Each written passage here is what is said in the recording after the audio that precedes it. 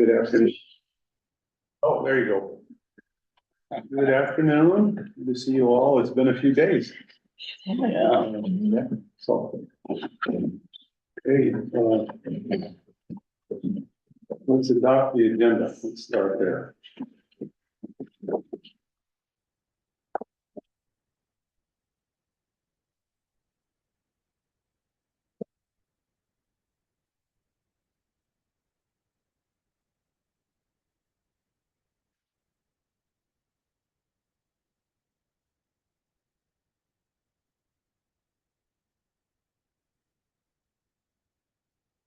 Comments, questions, changes?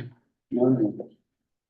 Mr. Chair, I recommend we adopt the Tuesday, November 18th, 2025 agenda. Georgia. Second by Ken, all in favor, say aye. Aye. Okay, we have an agenda. Where, Georgia, would you mind, please? Thank you. Let's pray. Dear Lord, we just want to take this time, this day, to recognize you and thank you for what you have made and what you have given us. That includes this opportunity today to serve our communities and each other. I just ask that you be with us as we move through this agenda, that we do so with both wisdom and discretion and a spirit of service. And it's in your name we pray. Amen. Okay. Meeting minutes, previous meeting minutes are at FRWMB.gov. Anybody who wants to see them, and attendance, please. Clayton Matt. Here. Roger Noble. And here. Ken Pitt. Here. Georgia Smith. Here. And Georgia Cloud is absent. Okay, moving around. Any potential conflicts of interest there? None for me. None. None. None for myself. Thank you. Meeting minutes from 10/7. That was a long time ago. Yeah.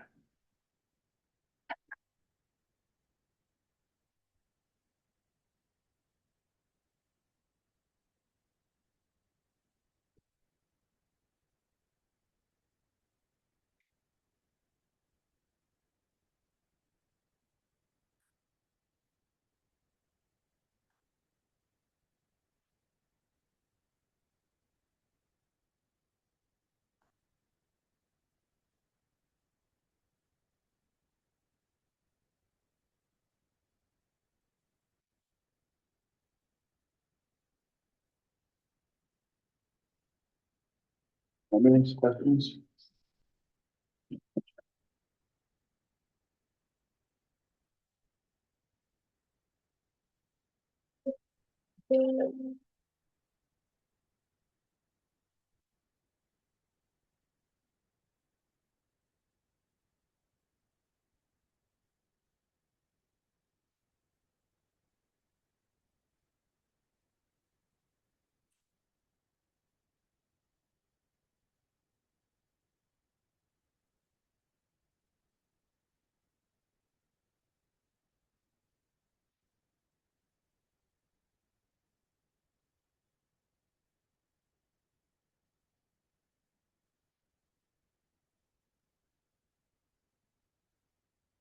Hearing none, I'll take a motion. Let's just waiting for Roger. Done? Yeah. Okay, I'll make a motion to adopt minutes from 10/7/25. Motion by Kim. Second. With my Roger, all fair side. Aye. Aye.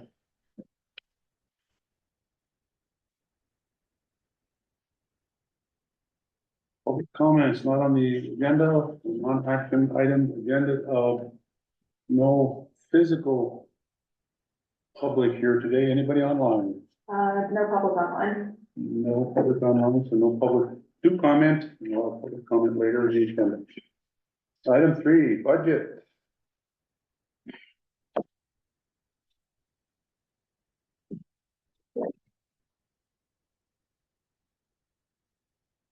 That would be me.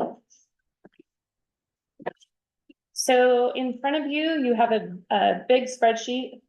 It shows all 4 quarters, and we can review this together. And this would be our final draft for your approval.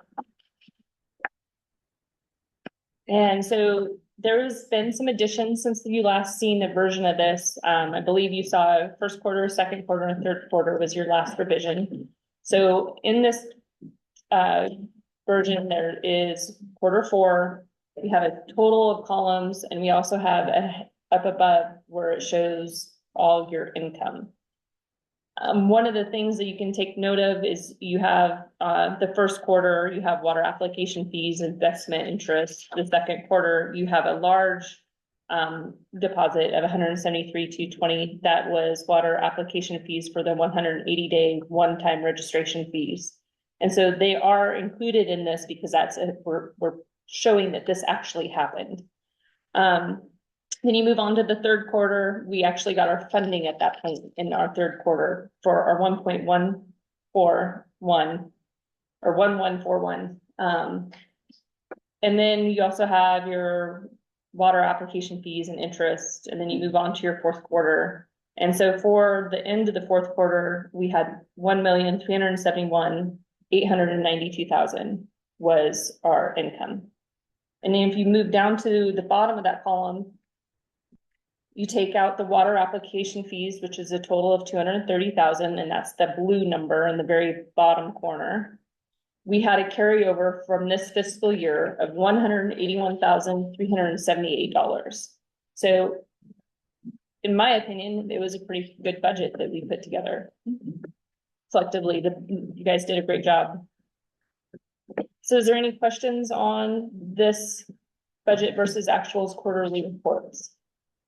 I guess the other thing to point out is, so you can, the key probably takeaway on this is to go to the fourth quarter, and right before the total, there's a percent there. And so you can look at, that's the percent that was not spent. So for instance, you can see it should be the hydrogeologist position was a vacancy savings position. That's why that's 100%. Because it was not filled. You know, and the same, the hydrologist, mid-level, came in halfway through the year. That's why some of these numbers are higher than being zeroed out. And the same with, we didn't do the audit. We budgeted for the audit, but it'll get done here the next year. If you saw, like there's a negative 34% under other temporary contracts, but that's not a big amount relative to what was actually in the budget.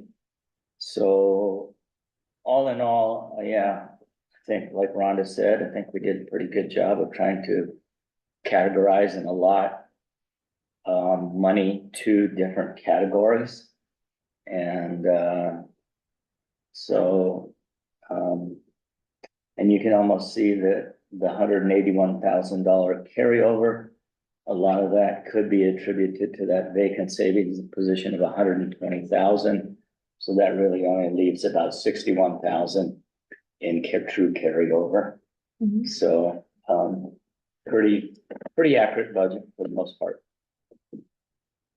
And I want to commend Rhonda and Tina on doing just a great job of summarizing this, getting the numbers crunched, getting the numbers accurate.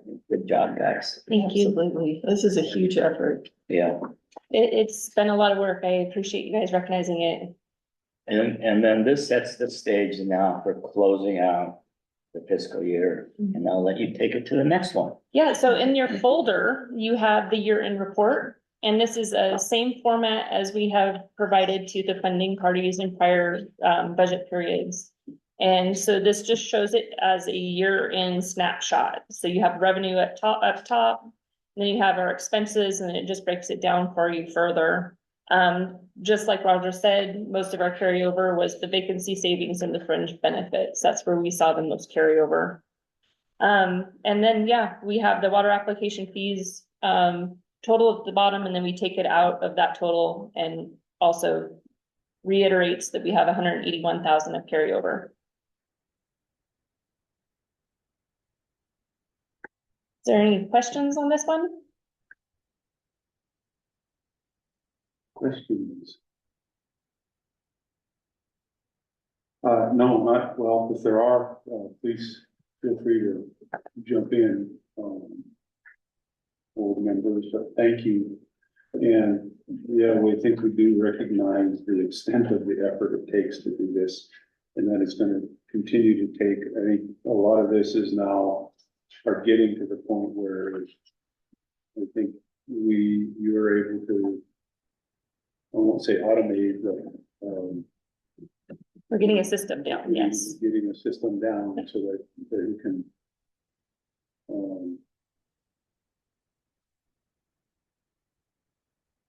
do what we need to do to get the funding in and to track the expenses in throughout the year. Yeah, and the budget committee's been working really hard along with us, and so they've been supporting us with answering questions and giving us guidance, so I think, we're ready to, jump into the next budget year a lot more prepared than we did into 2025.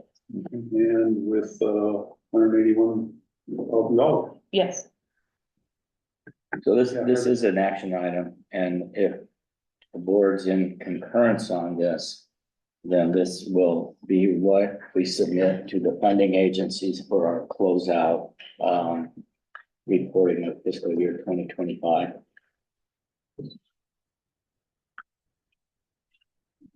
Let's go there, so. Any other comments? Board members? there was a grammatical error that I tried to fix, and it's Oh, been no. printed, so that's gonna be resolved. It does actually say hydrogeologist on that column, Okay. and that's the only thing I have to add to this. All right, Haley, did you have anything? No. Okay. Ethan, did you final thoughts? No, I'll mirror what everybody said. It's been a bunch of good work went into this. I'm glad it's at the buttoned up stage. All right, and then Margaret, okay. We're ready for public comment before we take action, and we don't have any audience here. Anybody online yet? No public online. No public online, so with that, board members to take a motion to approve and adopt this budget report.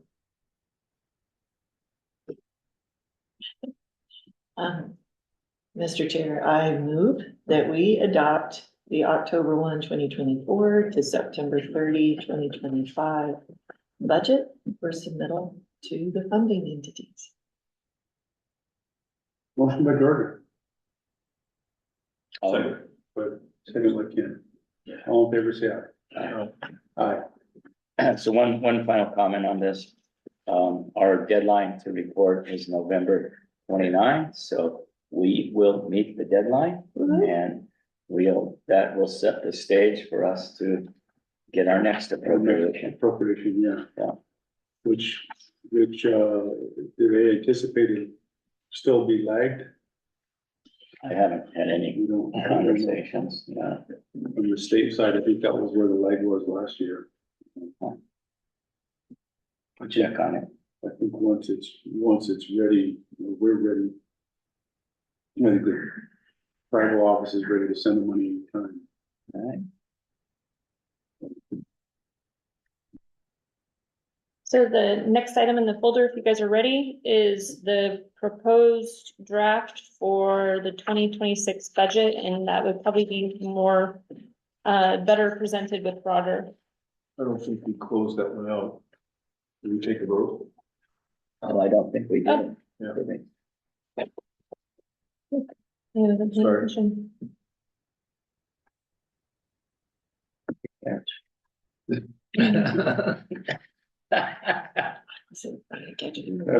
No public to comment, so based on that, somebody, would you take them? She made the motion, I said. Georgia, second, Ken, all in favor? Yeah, we did. I said all in favor. You said aye. Yes. All in favor? Aye. Aye. Yeah, we did. So we voted close. All right, so we're doubly covered. Yeah. Good. All right, 2026, I feel like but we're out of practice, but I'm out. All right, 2026. guess I need to find that. Yeah, It's in the new folder I handed you, Roger. It's the one I just gave you with changes.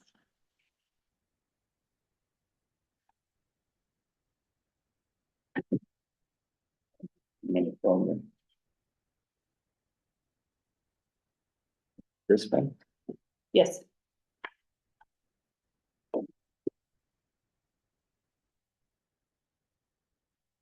okay.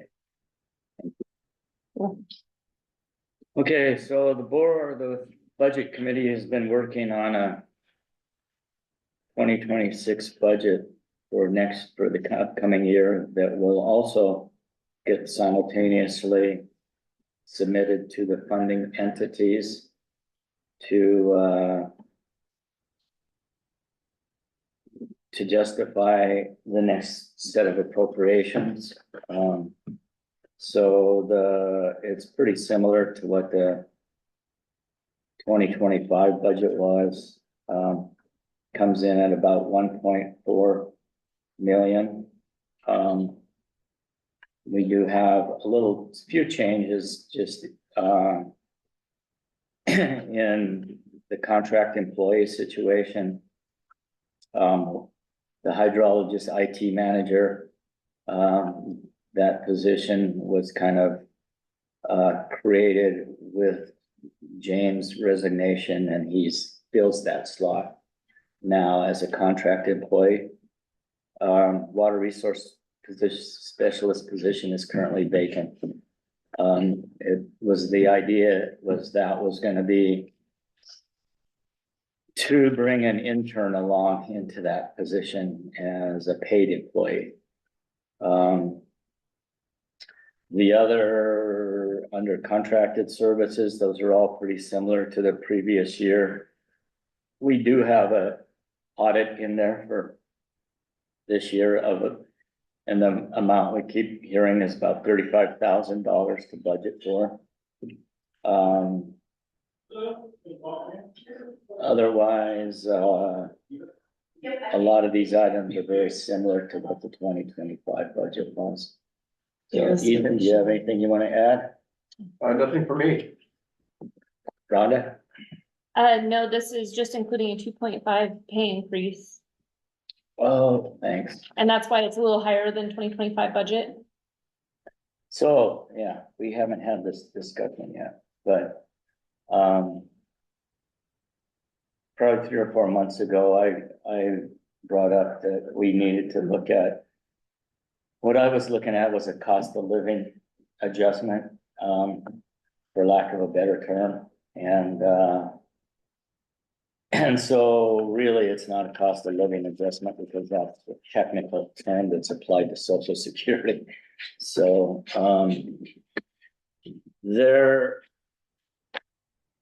we haven't discussed this before at a board meeting, so we're bringing it forward as a discussion topic today. In the last biennium, the state of Montana did have House Bill 13, which allocated $1 an hour or a 2.5% pay increase to their all eligible employees. And so anyone that was under $83,200 would get the $1 an hour increase, and anyone above that would be eligible for the 2.5% increase. So that was kind of cut off. That went into state effect on July 23rd, 2025. So I guess I'm bringing this forward for just consideration. We have not made a pay increase since we started. Haley, do you want to add anything to this? Add some discussions on it?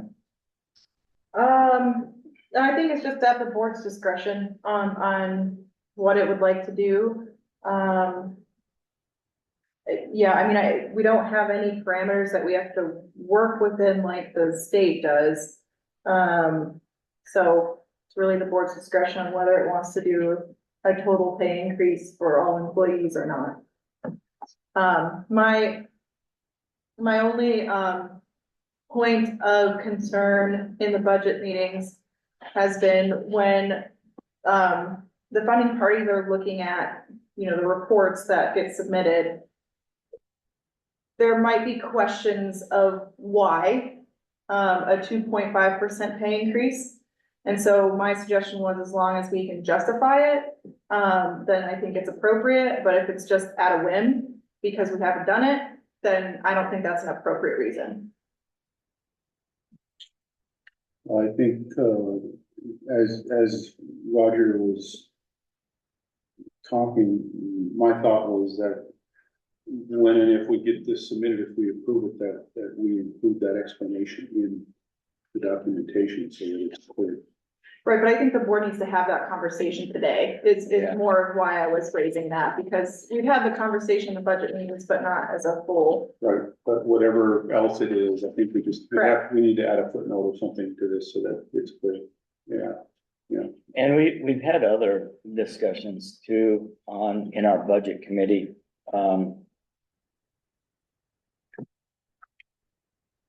One of the topics of discussion is how do the current salaries compare with, other entities, maybe with the CSKT pay scale for technical people, with the state of Montana, with, Georgia did some research on National averages. national averages and state averages. And, there's the federal pay scale too. So, one idea was, okay, we can look at this now, or we could do a wage comparison study and see where we're at relative to, other entities. I'm just throwing out, advising the board of some of the topics that we've discussed. So it's kind of however the board would like to proceed, but I just wanted to fill you in on what those other topics were. one of the things I think we talked about last time was trying to recall now, was whether we do this or not is to really consider, adopting some sort of a pay scale ourselves. Something that sort of builds into the process, whether it's annual or every 2 years or whatever. That says this is what we agreed to. And, given the research you've done so far, the other thought might be to, lean on our new HR contractor to kind of help us do some of that thinking and put some ideas together. But that doesn't mean I'm opposed to this or in favor of just a comment about potential future approaches here. I think if you agree to this, I think the way Roger described it is one thing, but we also need to consider how much the economy and cost of living has changed for everyone in the last even 2 years. And that's not gonna change, that's not gonna go down anytime soon, if ever. So, thoughts, more thoughts?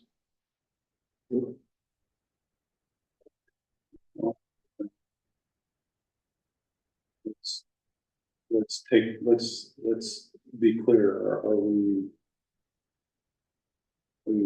propose, there's a proposal on the table. Are you interested in doing that? And are you interested in further exploring some sort of, pay scale plan that we adopt and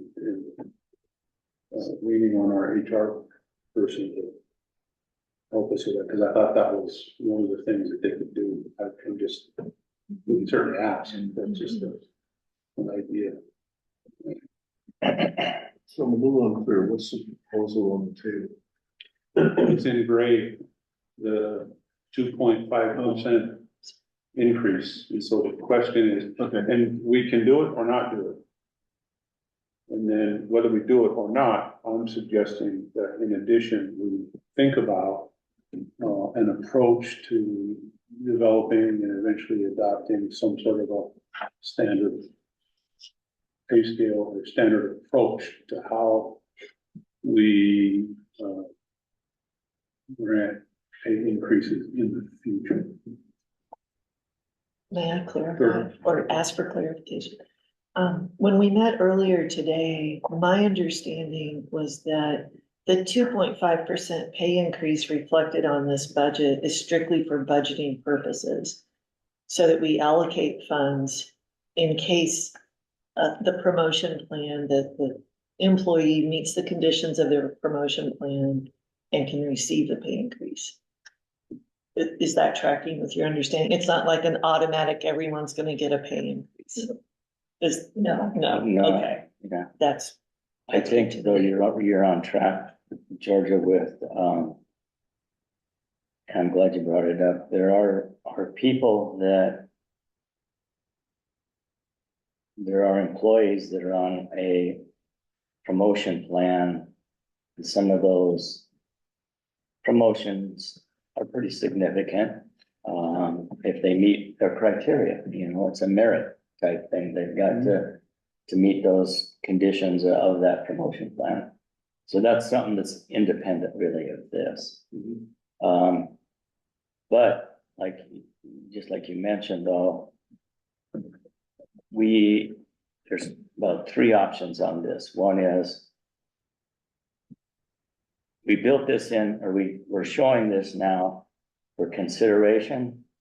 We can include it in the budget or not include it in the budget. And then we can wait and see. If we include it in the budget, we can wait and see what kind of reception we get from the funding agencies when we submit this to the funding agencies.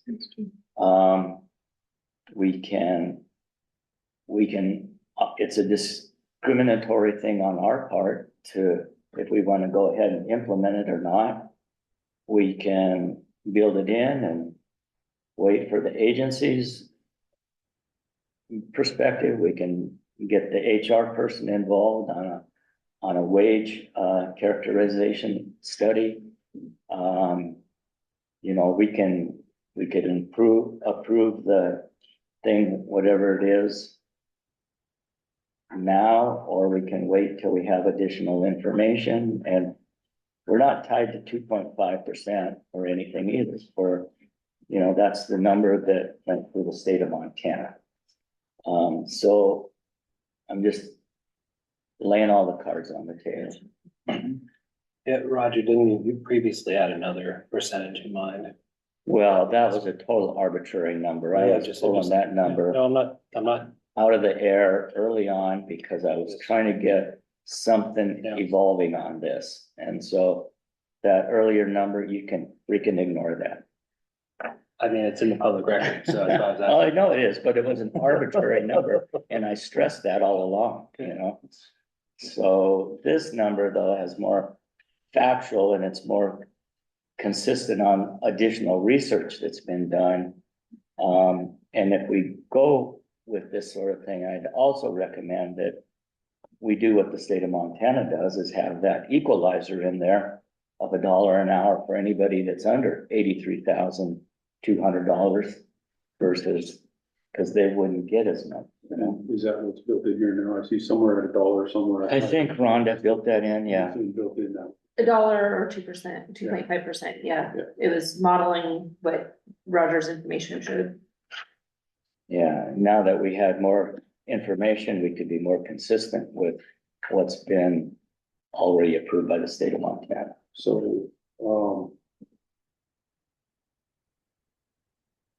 the grand total does not include that at this time, It does, does, it does. Yeah. okay.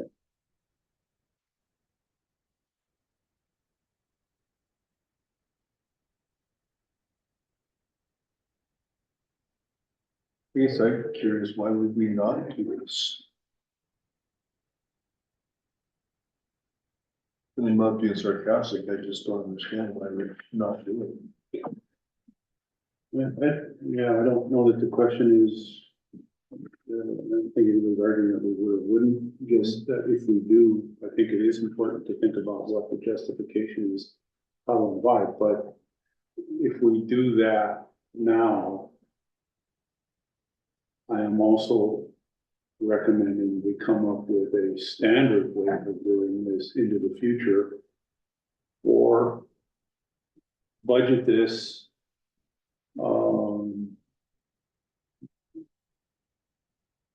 not make the actual increases until we have a standard way of doing that.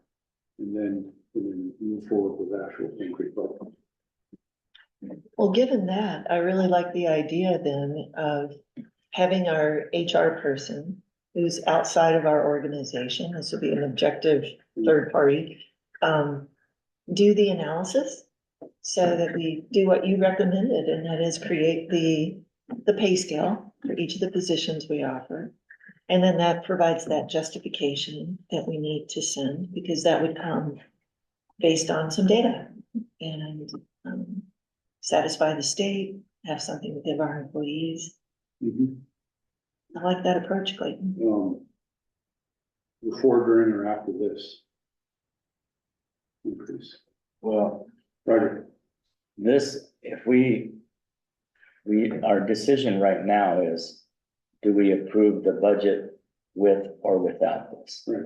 And then the next decision is gonna be, when did we make the change? You know, do we wanna make the change after we do a wage study?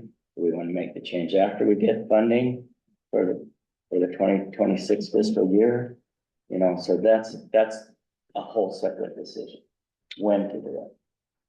This is just if we do. This is just budgeting, not actual implementation of that. Yeah. And I think that, yeah, we need to be clear on that, but that would be, so.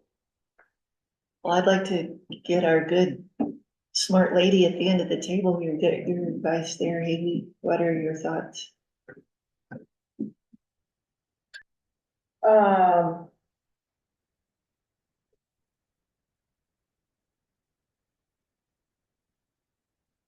Oh, I don't know about when, if that's a good question or a good metric. Right, because if the board approves this, then the board has to do it in FY 26. Right, so if there isn't the availability, like, let's say we go through things happen and funds get used in other places because they have to be used.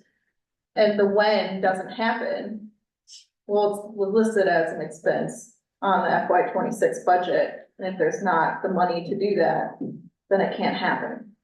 So I think that looking at it at different timeframes is not appropriate. In FY 26, like, I think it just has to be, you know, January 1 or something like that.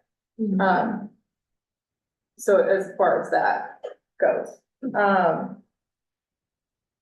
as far as using HR, I have no issue with that. I don't know, you know, what her availability is, but it wouldn't hurt to ask. But yeah, I mean, I think we discussed in the budget committee that a lot of these positions are at or above what the state offers, as far as funding. And then my only reminder too is that, again, and I understand that, you know, everybody knows this at this point, but we need to have a justification for it, because a lot of what goes in here is gonna be public perception. And there are gonna be a lot of people that don't get a pay increase. So, you know, why would the board justify this? So that's just where I'm coming from. But that's just my perspective here. It's the board that needs to really evaluate what it wants to do. Another consideration too, this is FY 26, so it's the last year in the biennium. As well, so if we're looking for increased funds in the session, and from the tribes and for 27 and 28, that also might be a time to factor in an increase in pay.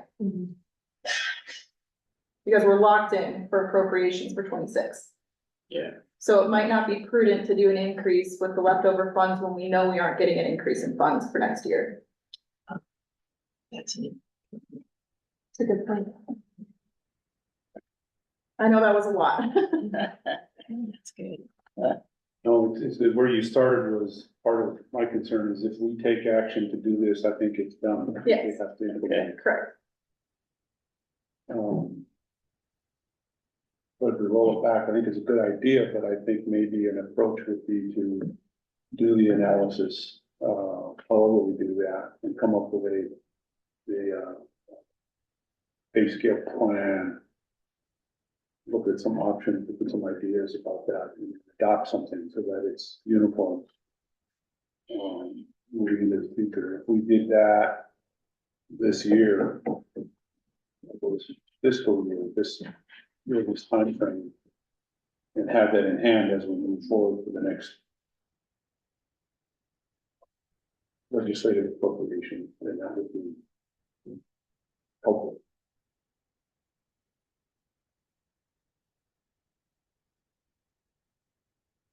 Just to build on that thought, the next item on our agenda is the 2027-2028 budget, and that is built into the request we're making. Just so you know.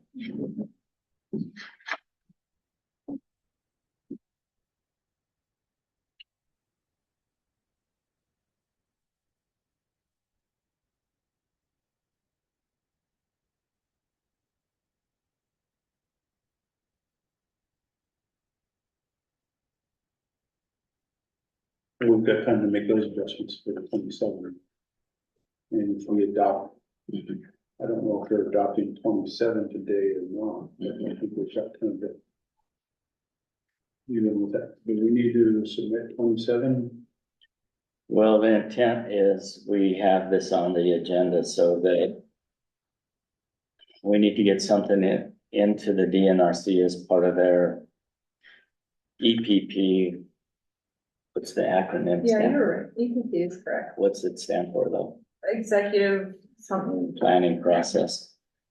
So we kind of wanted to get something, the 2027 approved so that it would slide in for the DNRC's review and consideration and see if we can get a budget increase through the next biennium is the intent, but that pay increase is built into that, the 2.5 or $1 an hour. So what's the planning timeframe for your EPP? Yeah, I mean, so there is no specific time this year to get it in. The sooner the better is the recommendation, but spring of next year is when they submit at least like a working draft to the budget office. So given that, if we take the time to develop a pay scale plan, I'll call it, and adopt that and do that before, we'll do that this winter. Then apply that to the 27 budget, then submit that before spring. Is that adequate? My recommendation would be to have something by January 1, if not sooner. At least to the DNRC. Like it's not, doesn't have to be final, doesn't have to be what DNRC puts in their executive budget summary. So we can call it a draft pending. Correct. Pending review of the potential plan, pay scale plan. Yeah, and I mean, I don't know, what Sophie's availability is. I don't know if that would be something that she could, I mean, it doesn't have to be anything, substantive really. I mean, it can just be kind of looking at it on its face. Yeah. Too. I mean, that could be something done by the end of the year. So even at the next board meeting in December, I mean, that could be something approved at that time too, for 27, 28. Okay. Balls in the air, guys. So to partial answer to your question is those are all thoughts about why we would or wouldn't do it now. The question is how and when.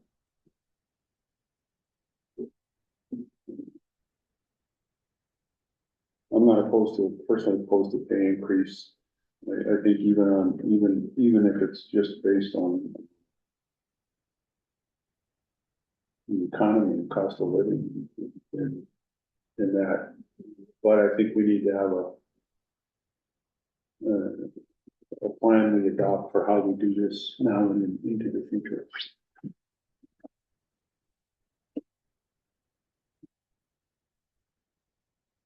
Well, I guess the more I,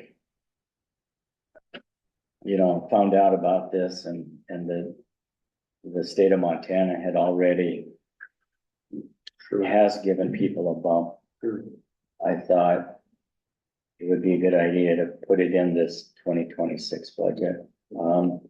And I think it goes back to, okay, if it's in there, we gotta do it, but we wanna start it on January 1, or when we get our funding or something to that effect, I don't, but I think if we approve that, then I think we should also have a committee and have the HR person work on a wage evaluation characterization study.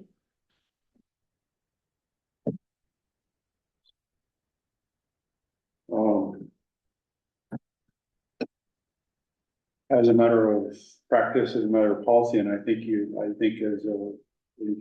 raised the question about if we adopt it, we have to do it.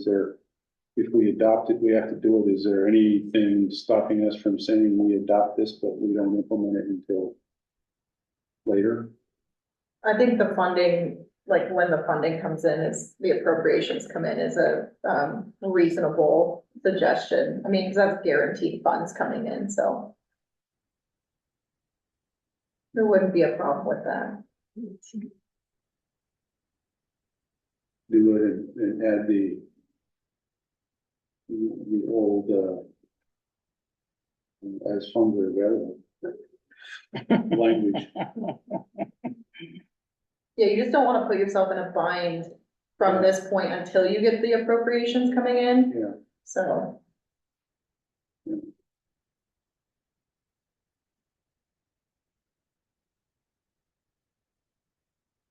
Well, I do not have a problem at all with whenever is reasonable to bump the pay. You look at average costs that have gone up just this year. We're doing the books at home. We spent 37% more on groceries in this last 6 months than in the last 6 months of the year prior. For instance, I just got a notification, the Montana Public Service Commission, I don't know if you guys have been tracking that, but they plan on raising electricity rates by another 23%. They raised them 28% in 2023. So it's an over 40% increase in the last few years.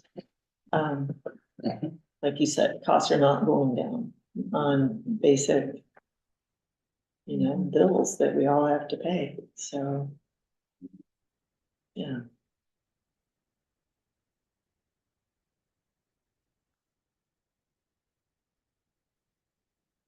Okay. Your comment about subject to available appropriations, how would that work? Oh, I probably shouldn't have said that. Oh, okay, I thought you were serious. No, I think it's just. I think it's important to think about though, because if we don't, we put in the budget and they say, no. Because we don't have an answer to that, we won't. So I can tell as a person who's on a fixed income, I'm very sensitive.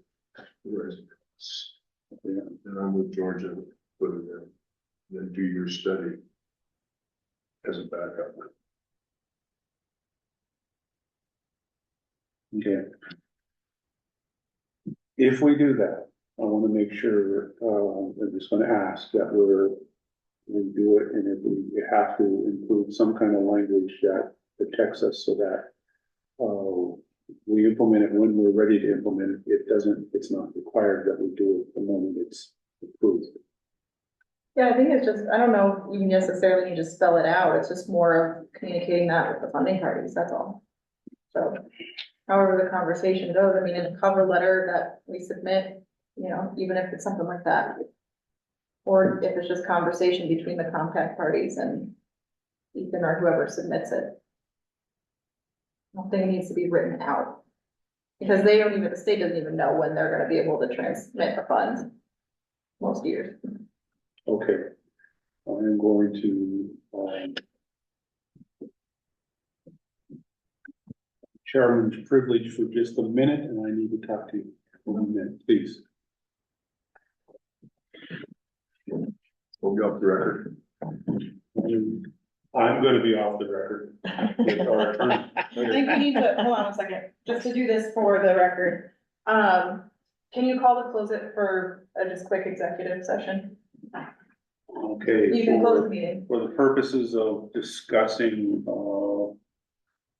private budget and personnel matters, I'm gonna propose we close the meeting temporarily so that I can consult our attorney. Vote on that. Motion, Motion to go into executive session. okay, Second. Ashley Kim, second by Roger, all in favor, say aye. Aye. Okay. Okay, thank you for that brief executive session. We were back in regular session.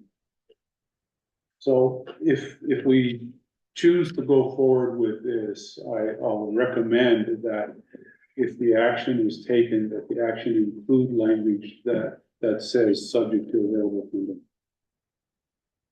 And that'll be key, given that this will be dependent on the funding agencies as well.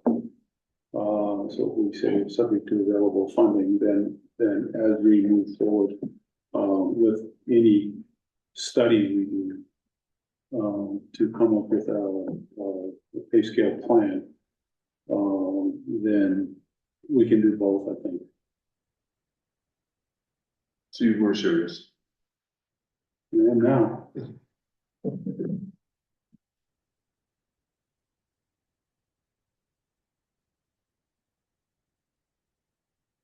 Well, I'm okay with that. I'm okay with it, but I have no idea how you word the motion, so, Wait for Rogers. yeah. Yeah, you want me to take a swag at it? approve the proposed, I think you want to be a little bit careful because it says, because it's actually, the way it's built in here is $1 or Yeah. 2.5%. Yeah. And then I think we need to include language that says, recommending to include language that says, subject to available funding, so that it's on the record. Okay. All right, I'll make a Let motion. me make sure that before we take any action, there are any public comments. No physical public in the audience, anybody online yet? If anyone online has a comment, please raise your hand and I will allow you to speak. Saying no public comment. Okay, so no public comment at this time, so if somebody wants to make that motion, maybe? Okay, I'll make a motion that the board approves the draft fiscal year 2026 budget that includes a pay increase of $1 per hour for employees making $83,200 annually or less, and a 2.5% pay increase for employees making more than $83,200 annually, which is consistent with House Bill 13 that was passed by the Montana legislature in 2025 biennium. And that this pay increase be contingent upon the funding agencies allotting sufficient funding for it. The pay increase is included in our projected budget of $1,443,350. I won't ask you to repeat that word for word, but motion by Roger. Second by Ken. All in favor, say aye. Aye. Aye. Good job, Roger. Aye. Aye. You catch your breath after that. All right. Okay, so that's. out.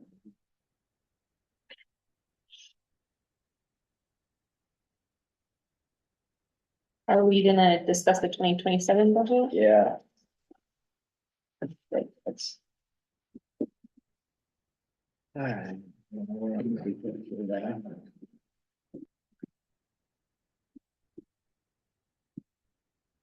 Okay. Next budget item. Okay, the third budget item is a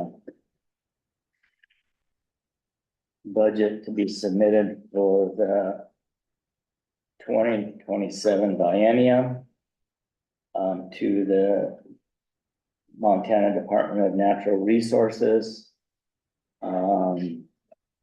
It's a budget that also does include the pay increase that was previously discussed. And this budget a lot of it was developed by Ethan, so I'm gonna turn this portion of it over to Ethan to talk about.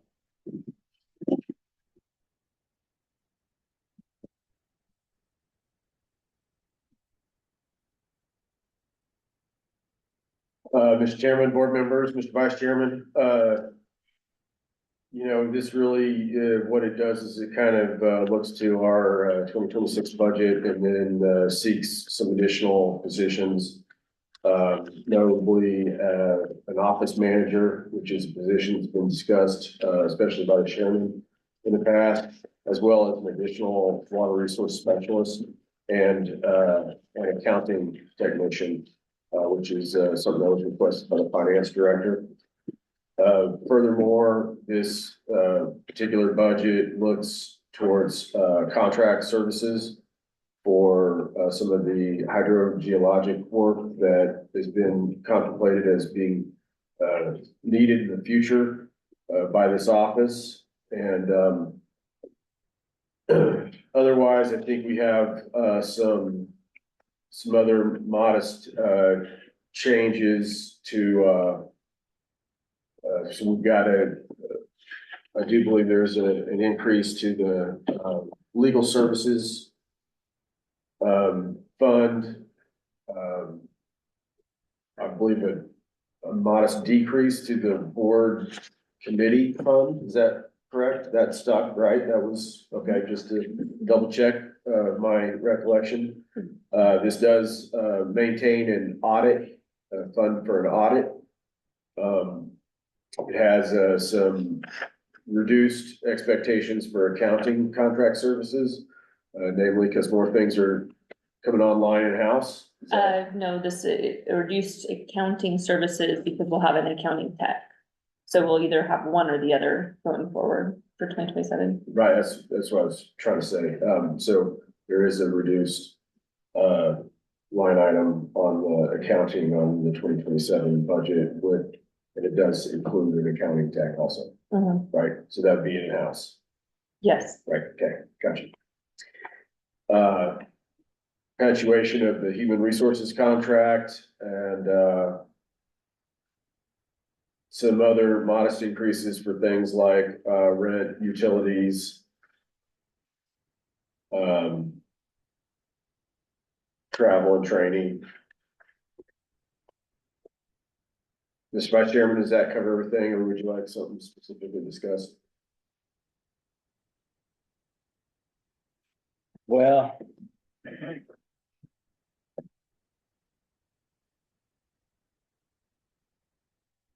I just noticed that I was gonna comment on the reduced accounting, yes, part of the reduced accounting is to red tail. And then some of that would go to funding that accounting tech position. So there's some vacancy savings, or just moving of allocated monies in that respect. So the accounting technician is not a whole new line item, it's a reallocation of funds.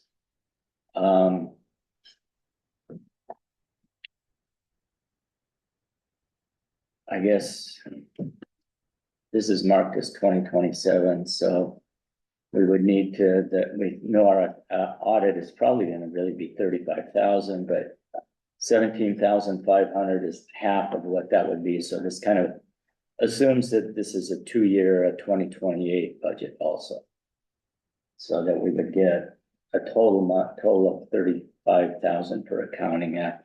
And I think when we talked with Greg Svar, he didn't think we needed to do an audit every year, maybe every other year was sufficient. So that's kind of the reason for some of that reduce. I don't, to me, this is a pretty substantial increase. I know it's been said that, shoot for the moon and see what you get, but it may be difficult to justify this much. So just to provide a little bit more background on how this will be used, for both parties. So each one of these line items would need, justification and substantiation on, where these numbers are coming from, how they would be projected, right? So I'll just take mine, like the legal, for example.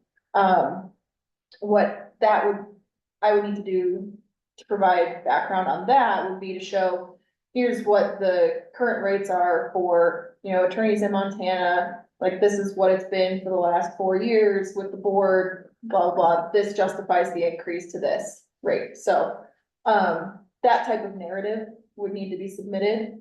And it's for both parties, right? It's just that the DNRC just so happens to, need to go through the legislative session to have their budget approved.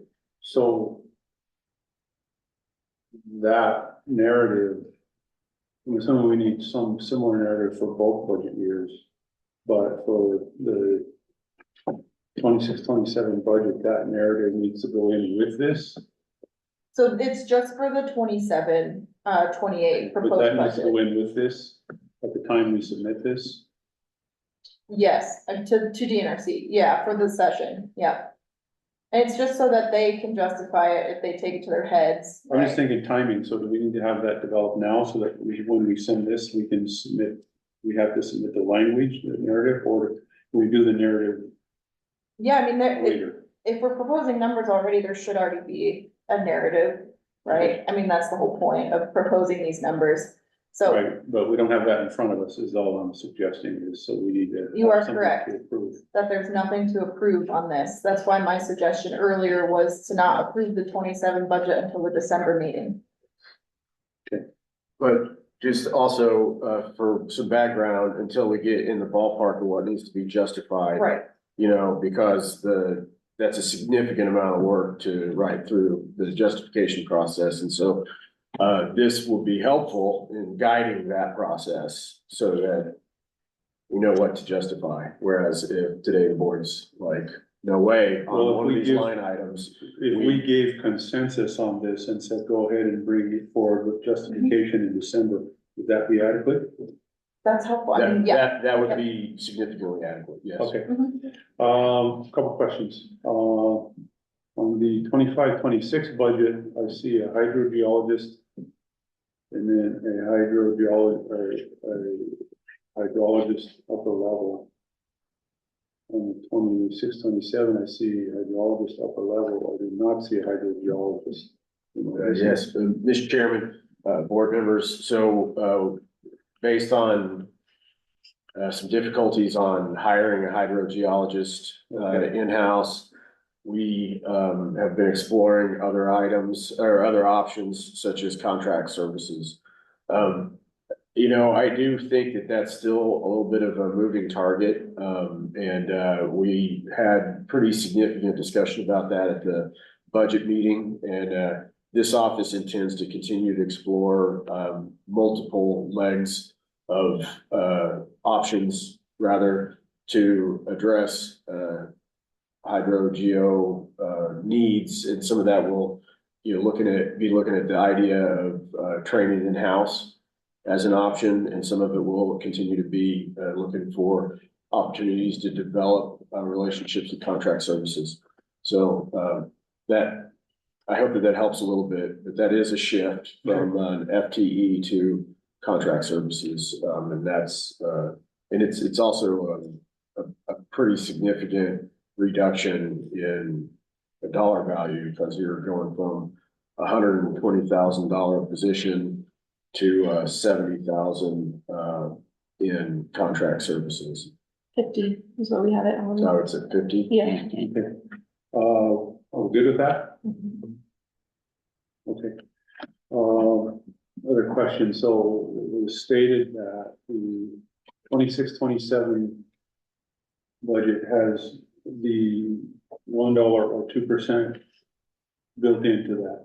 So I'm assuming that's for existing positions and would not be for the new ones, which are office manager, in addition to water resource specialist and the accountant tech. How did those work? I can speak to the accounting tech. That's not accounting for any increases. That was just a arbitrary number to put on the budget. Yeah, and so, and there were 3 water resource specialists, now there's 4. So 3 of those would have had the increase, one of them would not. So the column there does show the 2.5% increase from 2026, but it doesn't show an additional increase if that's what you're asking. I'm saying that the 3 water resource specialists would receive the 2.5 because they are currently employed. Oh, yes. But there's an extra water resource specialist intended for 27 and 28. Those lights are flickering so bad. I'm so sorry. So that, yeah. So the rate for that one. So the rate for that one would be based on. So it looks like when we evaluated the 2026, we gave the bottom tier water resource specialist a $1 raise. And so that's reflected in the 2027 budget. Those bottom tier water resource specialists would go from 30 on the 2026 with the rate, the 2.5% to the 31. So Even the new one gets a 31. yes. Okay, good. Okay, those were the ones that jumped out to you. Anything else? Anybody? Okay, well, I know we're gonna talk about other things later in the agenda, but there were, I think, and I'd have to look back at my notes, there were like 2 or 3 of the things that we were working on, building the database, and then one other. I think there were 3 things that I built. Yeah. So are those things not being included here yet, or how?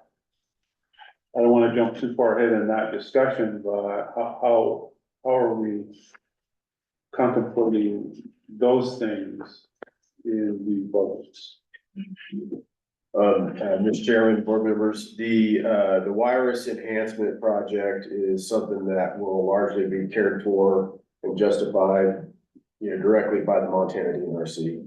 And so they're gonna take care of that. Our role in that process is gonna be to maintain our ongoing work and discussion with the DNRC about, to ensure that they're gonna staff or fund that at a level appropriate for our remaining database build outs. And so that's really what our role is. You're not gonna have to see that here in front of you. You're not gonna have to, make any kind of a determination or take an action on that EPP, portion.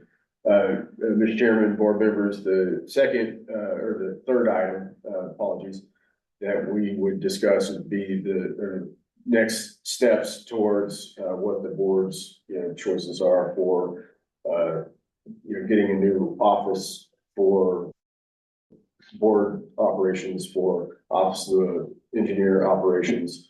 And we have a spot in that in the agenda to talk about some additional information. And I don't think that we have any decision points right now, other than I think you guys need to hear a little bit more about some of the summaries of some of the information that got collected, and then see if that sparks you to offer direction in the, for the next steps after the hearing.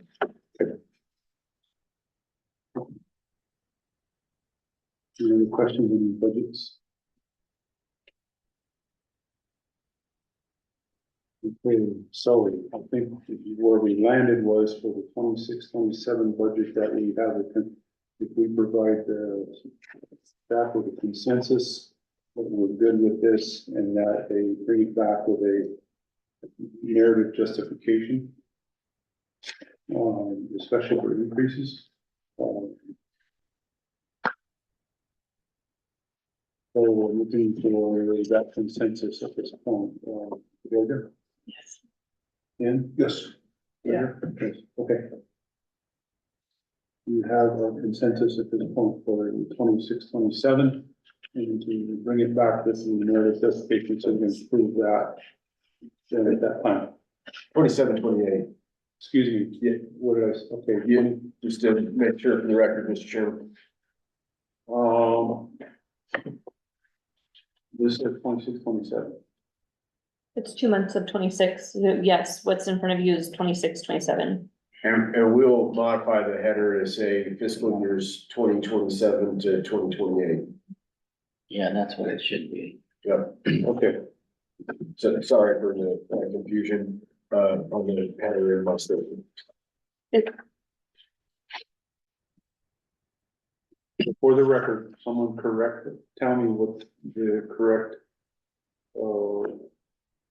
It says fiscal year 2027. We do not have a 2028. okay, so we just stick with fiscal year 2027. Yes. I was just reading the 26-27 dates there. Fiscal year 27, Roger. Well, it'd be essentially the same budget for fiscal year 28, because it's all part of that biennium cycle. So you want to leave it at 2027, or you can put 2027/2028.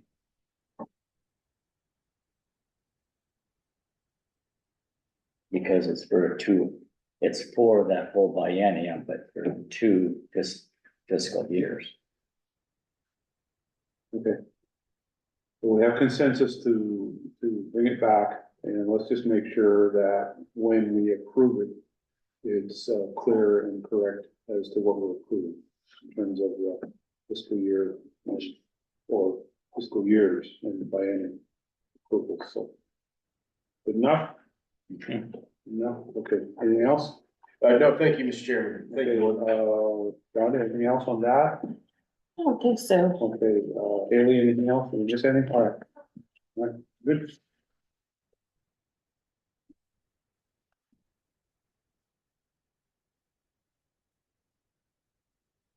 I have a water policy and procedure.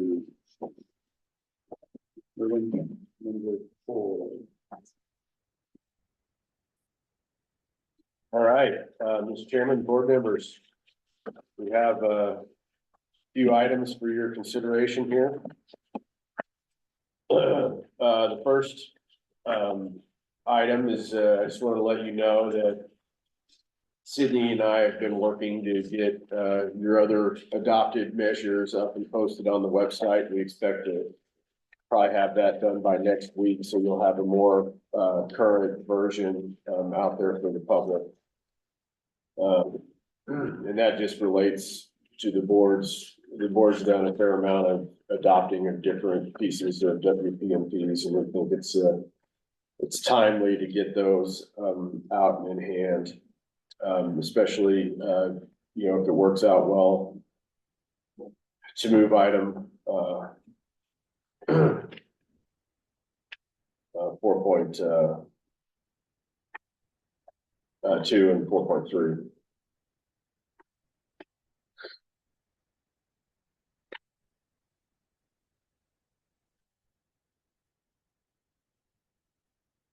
Sorry, just a second, I'm reading here. It looks like.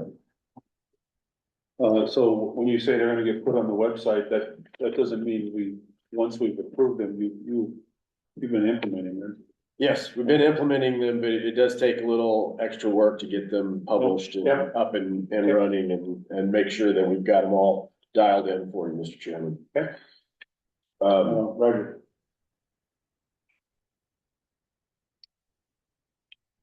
I guess I'm not sure where we're at. Number 4, Yeah, when he said updates, so that Okay. it's 4.1, that's all he's talked about so far. okay. And we're about ready to jump into 4.2, but, Ethan was yes, collecting his thoughts here or something. that is true, Mr. Chairman. I'm sorry to, slow things down and do some No. thought collecting. I do notice that, we have a little bit of a typographical, issue on items 4.2 and 4.3. Okay. And I didn't catch that until just now, Mr. Chairman. And so, what we've got, here ahead of you is item 4.2 is the, WPNP, the sections that, you'll remember, the board had heard some sections on a request to replace a point of diversion. And the board approved, all of that language except for one small section, that had to do with the timeline for review. And, the board offered a modified timeline for review, so that the new and updated timeline was to be 45 days. That the OE will respond to a request to replace, an existing point of conversion within 45 days or 60 days if needed. And, so that language went back out, for another 15-day notice. There was no, additional comment on that. And, you do have that document.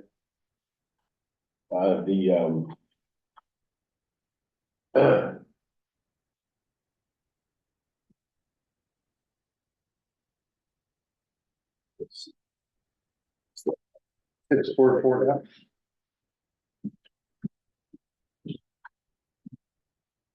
In the packet is a 644F. Yes, that's the, accompanying form, Mr. Chairman.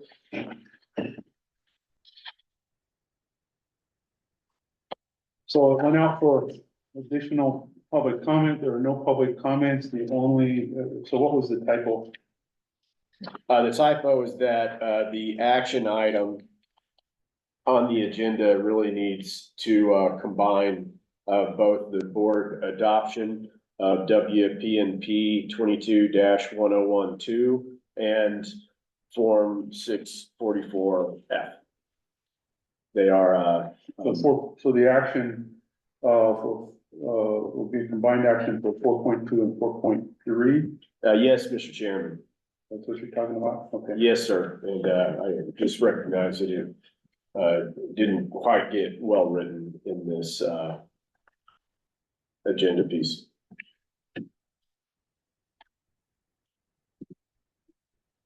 All right,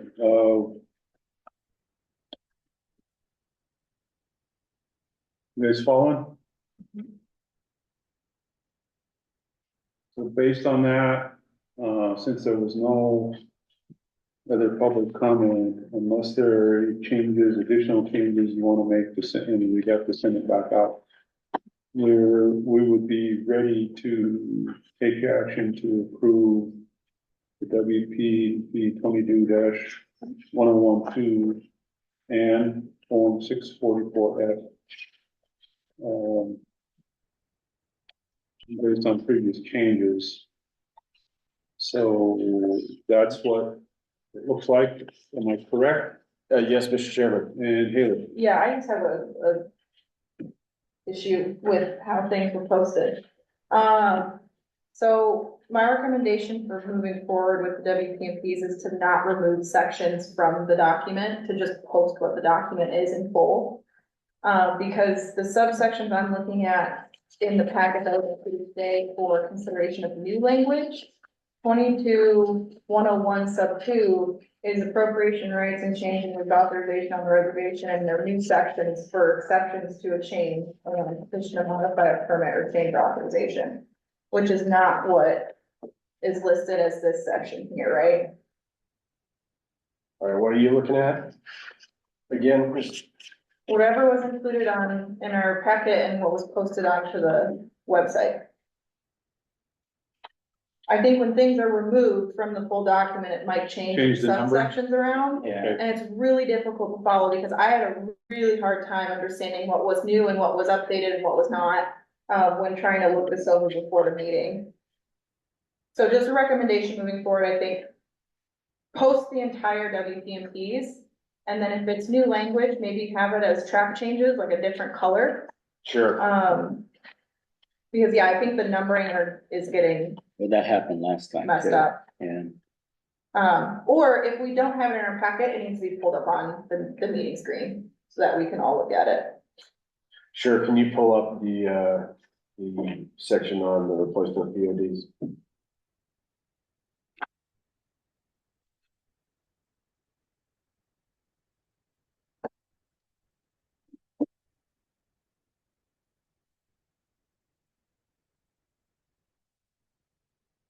We would just have a new number, This is the- correct?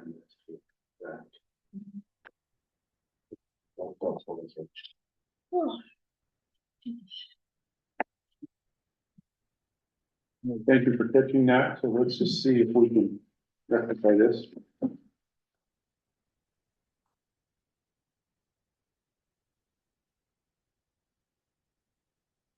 Because of what went out. That was a different agenda item.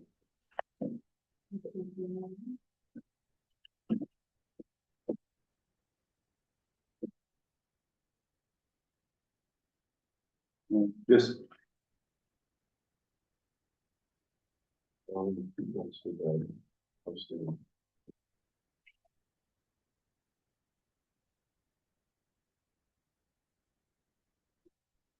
To, they replace.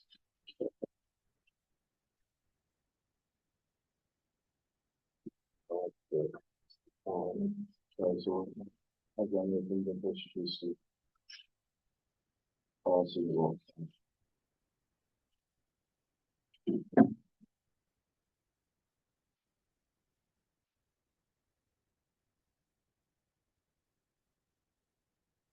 Hold on that though.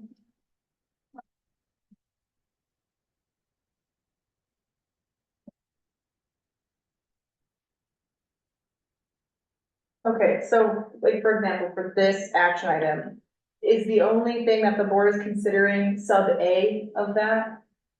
For this action item,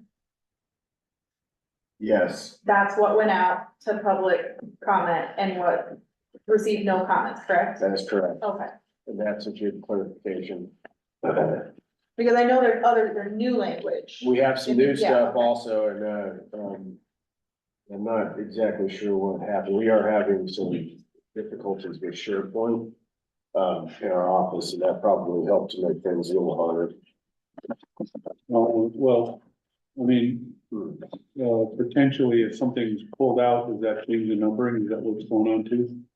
Yes, and that could have been some of the issue that did occur, but I mean, for us on this one, it is pretty easy. If you could highlight the upon receipt sentence down to 60 days. This is the only change that you sent back out. You know, the board adopted the rest of the of this section, and then you wanted to change based on the public comment that one particular aspect of upon receipt.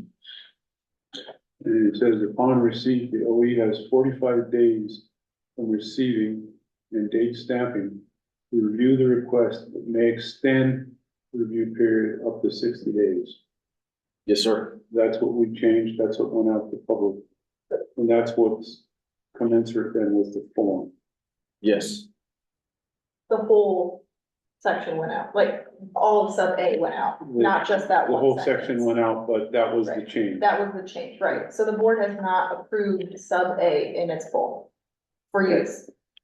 Okay, Just want to make that clear. So you're Yeah, not approving one right. sentence. that's, But you, no, I mean, you reviewed Yes. it, and the only thing you wanted to shift was that one sentence. yes. So, but Haley, So with our, clarification is with very our accurate. review right now of this,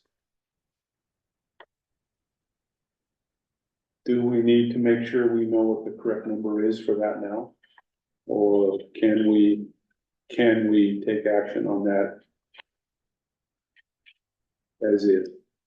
If it's reflected in what was posted, if that lines up, then that's fine. Well, except the document we have here, it's a different, It's not. On the agenda, it wasn't listed as sub A, but the document we have in our packet does have it listed as sub A. This is new stuff we're gonna talk about in a minute. Sorry for the confusion there, Mr. Chairman. okay. I just want to make sure your motion would be accurate. Well, that's good because I thought it was in here. Okay, And so this, Mr. Chairman, you will have, I should have probably done a better, overview. There was an update about where we're at on adopting things. There's a section for you to consider adopting. There's a form for you to consider approving. And then we have some new language that I'd like to go over with you. And if we can find a good spot, send that out for a 15-day, comment period. okay, so So I should have let's led with focus that. on 4.2 and 4.3. So we have the WPP 22-101-2. That's the language that's on. 2A. 2A. 2A. Okay, so that went out. In total, there were no comments on the changes we made. And then we have Form 644F. Is there anything more specific about 644F that we need to look at? Mr. Chairman, board members, 644F has got the within 45 days language, that, and, may extend the deadline to 60 days if needed. It has got some plenty of our standard fare on information that the applicant would need to provide about the water right owner, the water right numbers, along with the geocodes, where they're located, the date that the replacement of a POD is planned to be replaced. It has diversion information. It has, so we've got a small formatting issue we'll fix under 4. It has information about that is essential to being able to approve one of these, such as, has the old POD been used within 10 years prior to the notice? Are the new and old means of diversion the same? Will the new and old PODs be diverted from the same surface water source? Will the new POD be located as close as reasonably practicable to the old diversion? Is the old POD rendered inoperable due to natural causes or structure deterioration? Request to identify all water users using the old POD and explain if they will also be moved to the new POD. They're required to provide information about the old diversion capacity and the new diversion capacity. Additional information about the location, and the thing of perhaps some interest would be item 5, where there needs to be, if there's any intervening points of diversion between the old POD and the new replacement POD, other than the one owned by the applicant, then they need to include the in-stream flow, then they need to list the intervening water rights and owners. And along with that, they've got to provide a notarized waiver from all intervening water right holders listed there.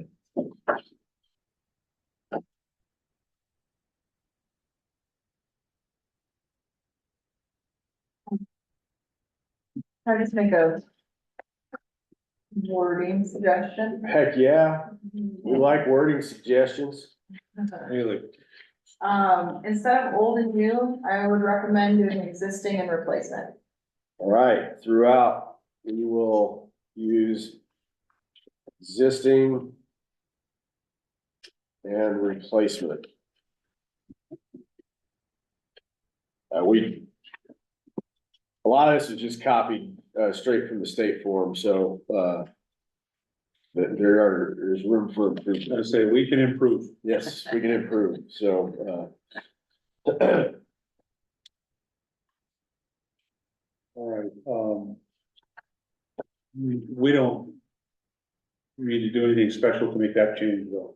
No, I mean, in your motion for the They're form, just- yeah, you can just say with edits. with that, it's, yeah. But the form itself doesn't need to go back out for, The forms don't go out for Right, 50 days, yep. all right, and so just so I'm clear, are we okay under 4.33 taking one action that includes both 4.3 and 4.3? I think so. Okay. Everyone clear? Who wants to make the motion? Well, let's see, we need public comment. So is there any public to comment? Any public here to comment? I don't see any. Anybody online? If anyone online would like to make a comment, please raise your hand and I will allow you to speak. Saying no public comment. Hearing none, we'll take a motion. Who wants to make the motion? I will try. I move that the board accept the changes to WPMP 22-101, Brand 2, notice request to replace point diversion, and accept OE Office Engineer Form 644F as modified in this session. Just for specific clarification, WPMP 22-101 2A, is that correct? Yes. Motion by Kim, I'll second. second by Georgia. All in favor, say aye. Aye. Okay. All right. We're getting there. Thank you. All right, now we're on to the new stuff. Thank you, board.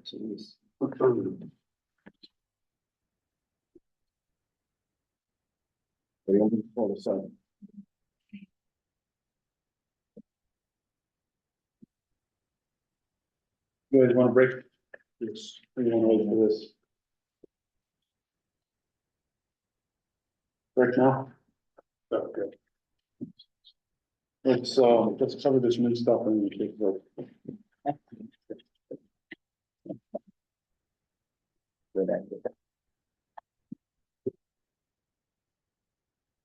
All right, All right, Mr. Chairman, board members.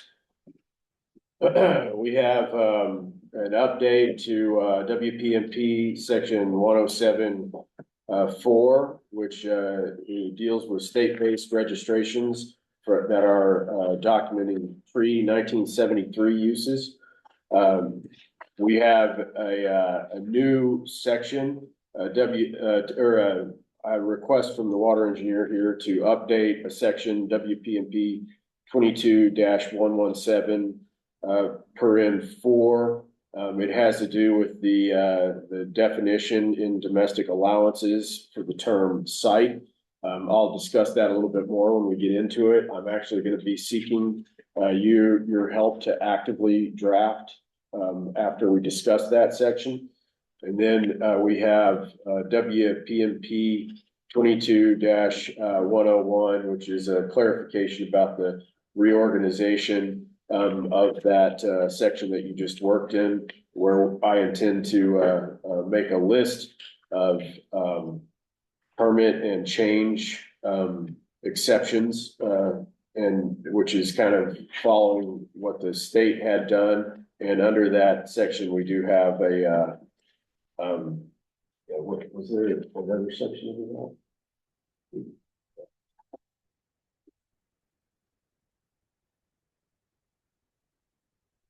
Yep. And we have a new section, which would be a petition to modify a permit or change authorization, and I'll get into that and discuss that. So we really have these 3 sections that we're gonna look at making some changes. And if you're ready, we can jump right into the first one. Shannon, board, go for it. Okay. The first item is when we were working through the state-based registrations, it became interesting to figure out how to manage pre-1973 uses, because normally in the place where I used to work, we would let the claims examiners and the Montana Water Court would handle that. However, the compact does provide provisions to register what were termed previously exempt from filing uses. You had already done a little bit of clarifications about what we needed for some of these exempt from filing uses. I'm just gonna stand up a little bit, if that's okay. But and we wanted to make it clear that we would track what the state of Montana allows, because you'll remember the registrations are really predicated on things that are normally allowed under state law.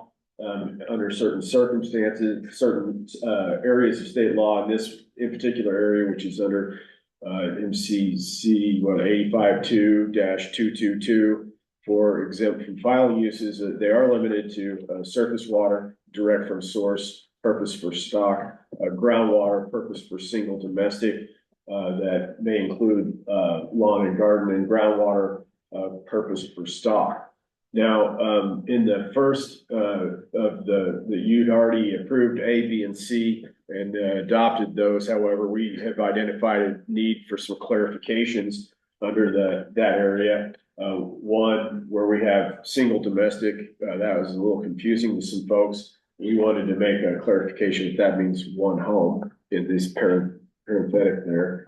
And then additionally, we've got a section where we make a clarification about the lawn and garden, which follows the Montana claims exam rules, which is that shall not exceed 5 acres in total size. Before I jump into the lower section, does anybody have any thoughts or concerns or discussion points with these? I'll wait. You'll wait, all right. Except one minor one. Okay. So are we supposed to be looking at subsection 4? It says 3 on here. Looks like I guess that's. Is that a typo, or did we, I have to pull open the main doc. I think this might get at the problem you identified previously, where they change. And I think it's helpful to see the full context of the language, not just the sections that are being changed to. okay, I think that we can, in the past, we try to limit the sections so that we could be more clear about what was needed to be looked at, we'll go this other route.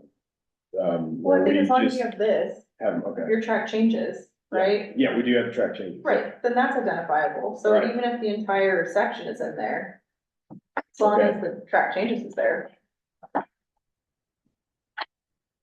That sounds good. We'll go that route from now on. And I apologize about the misnumbering, but how about the content? With the one home and then not to exceed 5 acres in total size, and that which is consistent with the claims exam rules. Is that? Well, I guess, okay, No, perfect. refresh my memory as to why we're dealing with pre-73 water right. Sure. The ordinance under the state-based registration sections allows, for 3 different types of state-based, uses to be registered.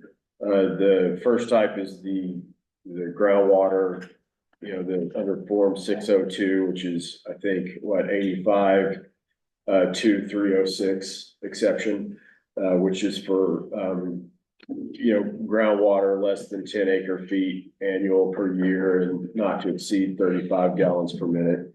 The other one is the stock water pit, exception, which we only have one of those as far as I can remember. So don't get too wound up about that one. And then the third one is things that were filed for, like under House Bill 110, which are pre-1973 exempt from filing uses. Here on the reservation, there are no exempt from filing instances. So every water use does require a water right. There were a lot of opportunities for people to file for these in the general stream adjudication.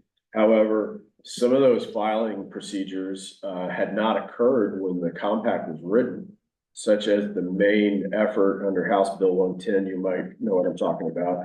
That's one of actually 3 opportunities people have had to file for those exempt from filing uses, all of which are pre-1973. But the drafters of the water right compact thought that since you couldn't have these exempt from filing exemptions here on the reservation after the passage of the compact, those should be included as something that could get registered and would need to be registered if people wanted to continue the use.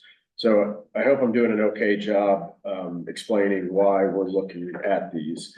And it is weird to have a new appropriations office looking at pre-1973 uses in this fashion. And so it has taken us a little bit of time to figure out a good approach. So these are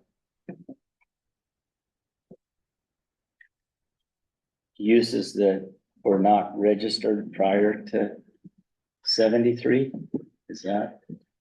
Yep. And So these aren't ones that have already been registered and are being reviewed by the adjudication program. okay, I'm just getting just for terminology, we're the only ones that have registered.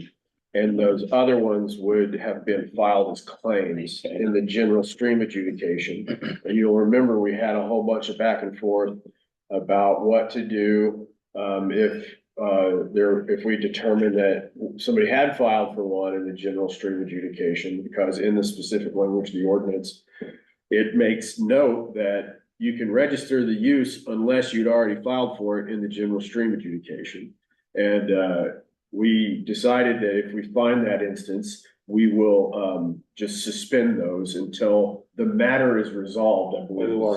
Yep. And so we addressed those that way. And so we've since we got that and this other guidance, we've kind of plotted along. But we noticed that this 5 acre thing really needs to be followed up on, so that we have a clear arrangement. And I will tell you that language, the not to exceed 5 acres, did exist on the form that the Montana DNRC sent out for people to file their 180-day registrations, okay? So this isn't the first place that 5 acre clarification has been found, but it's good for our office to have these in our policies so that we know what we're gonna do, because those forms were not something created by our office. So, and then, what is a single domestic, we just thought the clarification, one home is. So on that one, I guess. So are these people then gonna come in and just file like a new single domestic use thing? Is that what they'll do? Well, no, they filed a registration, and so if their registration filing is consistent with what's allowable, they'll just get a registration certificate for their one home and their lawn and garden that's not to exceed 5 acres, and we move on. And it will have a pre-1973 priority date on it. The date that it was put to use is the date.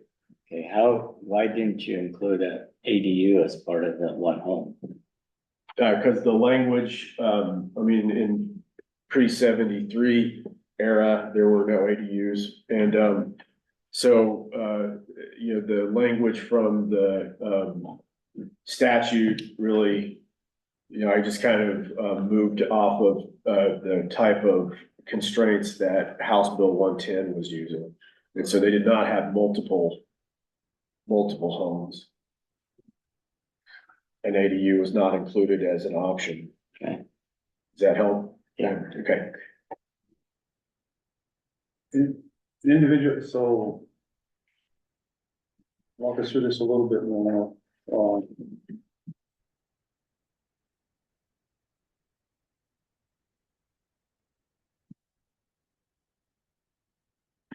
Part of what you're doing is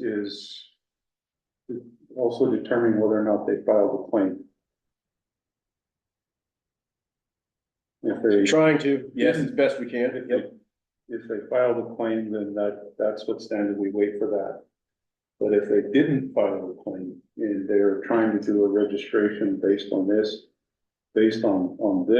then what will their priority date be? The date that the water was put to use. So if they put their water to use, and we'll just say 1970, okay? And that's what their registration application says, then, and we look at it, we're like, yes, this looks legit. We will issue a registration certificate with a priority date of 1970.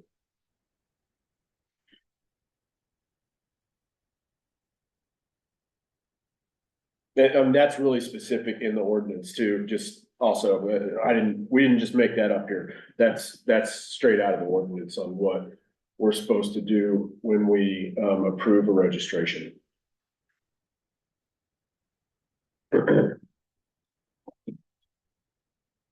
If they hadn't filed a claim for this, I just remind us, if they hadn't filed a claim and we do this, the compact and ordinance allow for these registrations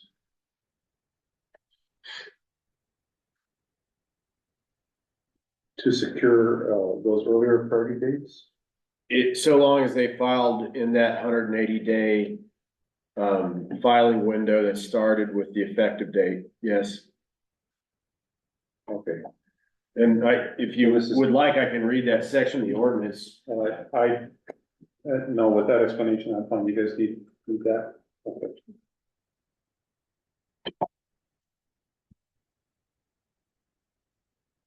I have to be reminded of that. That's what we're talking about. Yeah, me too. I doubt there are many of those, but I did see one. Well, I need to be reminded because otherwise, what did you say, Dustin? I said, I doubt there are many of those, but I did process one. I was like, what the heck do I do with this, Yeah, if they miss filing a claim, typically they're out. They gotta file for a new use. So if these registrations are specific, this way, okay. Well, and also keep in mind, these are weird because they were originally covered under this umbrella of exempt from filing, meaning that if you had a pre-1973 use of stock direct from source, you did not have to file. And still off the reservation, you can still use that water. You can't make call on it, but you can use that water without filing. Right. You're subject to call, but you cannot make call. However, you can use that water without having a papered water right, because it's exempt from filing. Right, but if it's a pre-1973 use for irrigation purposes, that was supposed to be done in the claims. Yep, and you know, with the only minor exception is the lawn and garden that would be associated with this one home. Less than 5 acres. I mean, it's, like I said, it's maybe small in number, but it is an important piece. It might, I'm just sitting here thinking that would make an excellent, article to put out to the public explaining. But don't worry about that right now. Right, so, Okay, all right. yeah, okay, sorry, I didn't mean to get ahead of you, Mr. Chairman. Well, good. Okay, so this next section here is, we've got to see about the other. So we're trying to figure out how, I mean, what's underlined here? yes, yes, sir, yes, Mr. Chairman, thank you. And this is all new language, okay? I'm sure Haley can improve on it for us, but, the gist of this is we were like, well, how, normally when we would go look at one of those other registration certificates, we would look to make sure, like, so for 602 for a single home, okay? We'll go into the air photos, we'll go to the, Dustin's done a good job finding us a good layer from the effective date of the compact, and we check, you know, on that date to make sure that there was a house there. Because it was required that those registrations had already been put to use. Now, similarly, with this type of registration, these pre-73 registration, it needed to also have been put to use. And so we had a fair amount of discussion with Montana DNRC technical staff. Haley was in on it a little bit, our staff here trying to figure out the best approach. And so we have determined that we should in fact look farther back in time to examine historic air photos to confirm the existence of a pre-73 use in a fashion similar to what DNRC claim examiners would do, okay? And that's because these are predicated on it having actually been put to use. Now, stock direct from source, you know, we're not gonna be looking for cows in a stream on a photograph. This really has to do with those single domestic uses and the irrigation that they may have used at that, you know, pre-73. And so we would look to those historic air photos, and that when we cannot confirm a pre-73 use, document the lack of confirmation in a letter of defect to the current owner of the parcel associated with the state-based registration application, and require the owner to provide substantial credible evidence of the pre-1973 use that may include, but is not limited to, affidavit from pre-1973 corroborating the use. That might have been, that's kind of You missed the word. I missed a word, sorry about that, and that was my haste, my error, frankly. Additional pre-1973 photographic information and or additional pre-1973 written documentation corroborating the use. And so affidavit from pre-1973 should be water user. After that, right there. Well, that generally follows that examination process.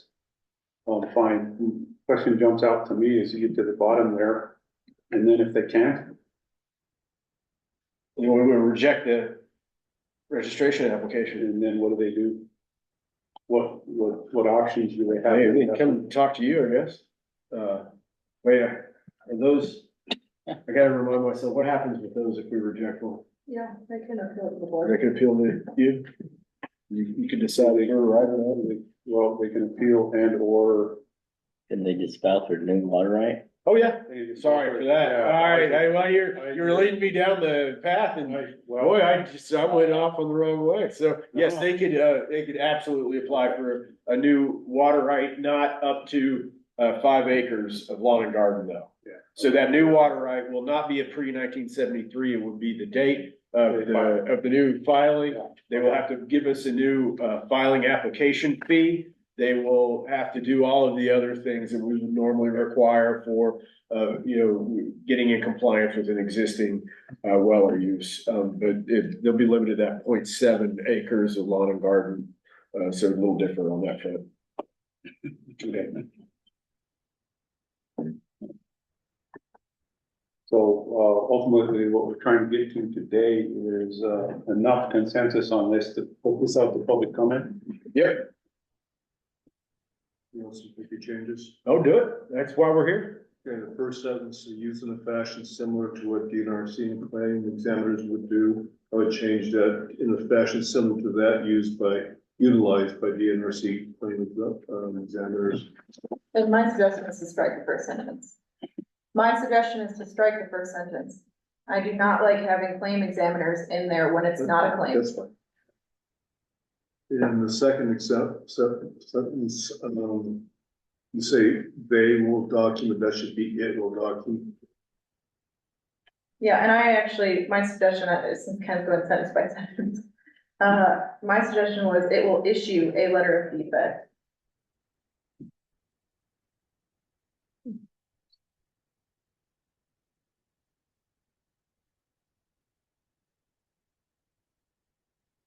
Anyway, like accept those track changes so that we can, After defect.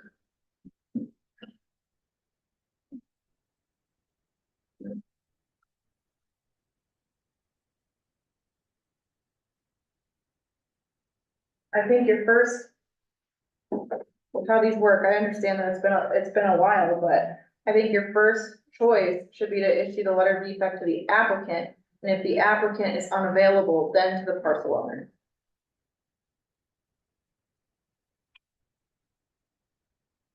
the applicant wouldn't have possessory interest anymore. Right, but you don't know that until you figure that out. Right, but part of what we do on the registration I know. review is we, look to see who owns the parcel where the use is. So, Right. The way that this is written is just kind of strange, because if the applicant is the current owner, then it's the applicant, right? Like, so I don't know, it's just wording, but sure. Well, they are a little bit of a mess because I there's know. been parcels that have changed hands. And so there's applications filed by people who are no longer owning the parcels. But we've already got a fair amount of return mail, actually, so, Well, then the opposite is if you require, it says application require how do you have it, the owner? Letter to the current owner, and you're suggesting applicant, so what if the owner isn't the applicant?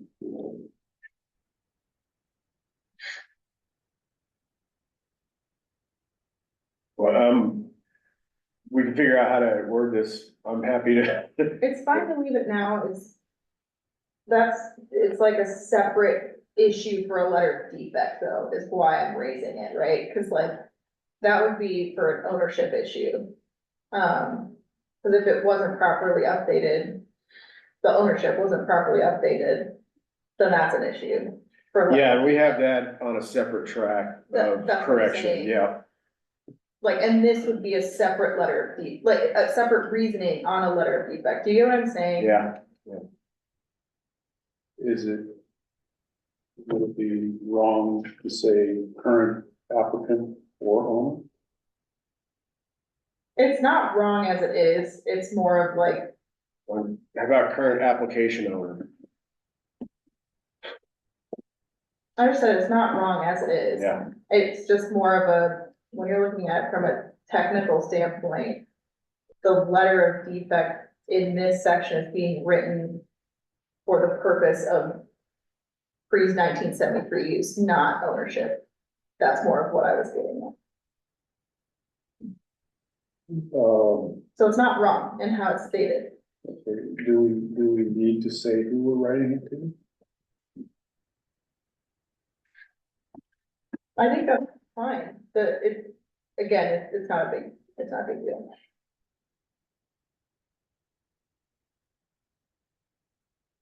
Or your point's well taken, we could just drop who the letter is written to and just say we're gonna issue the letter of And defect. then, Right. and then figure it out. To figure it out, yeah, I mean, that's, Because that's probably, otherwise- that's otherwise pretty it's- eloquent. Cause I get your point, I mean, but what if we, we don't have to say who we're writing it to, we're just gonna write a letter of defect, right? Do that goes to, you figure it out, Letter of defect will be issued, yeah. period.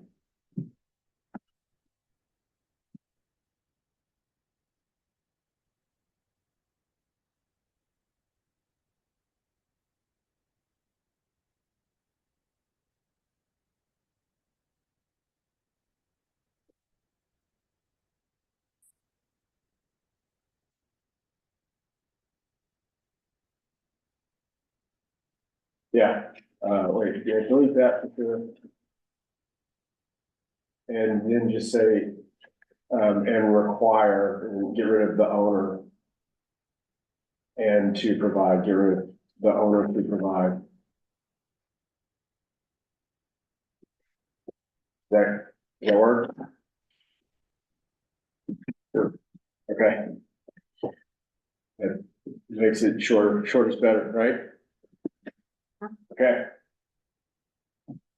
all right, well, Alright, one more, yeah, go ahead. well, no. Two more. Okay, the first one. So you're kind of mirroring this off of the re-exam guide. Yeah. Right, yeah, okay, I don't want substantial credible evidence in there, just substantial evidence is what's used in the re-exam guide. All right, I think we have don't we use substantial credible evidence in our stuff? In other situations, it sure could apply that way, it's a legal perspective, Right. if you're just needing substantial evidence, like That's fine, an affidavit. just get rid of credible. Well, so then let me ask, why say even substantial, why not just say evidence?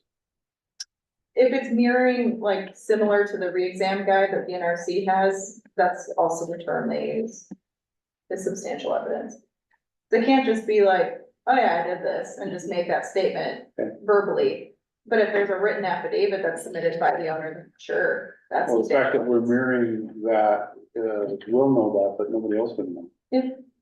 But that's why I had suggested getting rid of it, that's all. See, I have an issue with that. Having seen water court people come, a lot of it's based on hearsay and my granddaddy told me this and that and.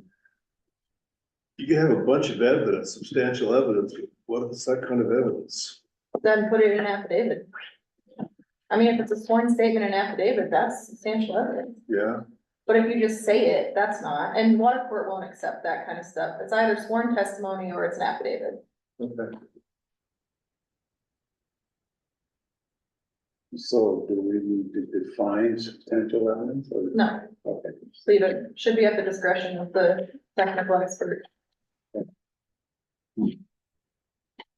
That's why I put that substantial credible evidence is typically in a reviewing court, right? So, or like a reviewing body. So like, if, let's say Sydney processed a registration and then, Ethan were looking it over, and this is not how the process works, right? But let's say they didn't like it, they go to a hearing examiner. The hearing examiner might have to look at it from a substantial credible evidence perspective, but that's not what like a technical.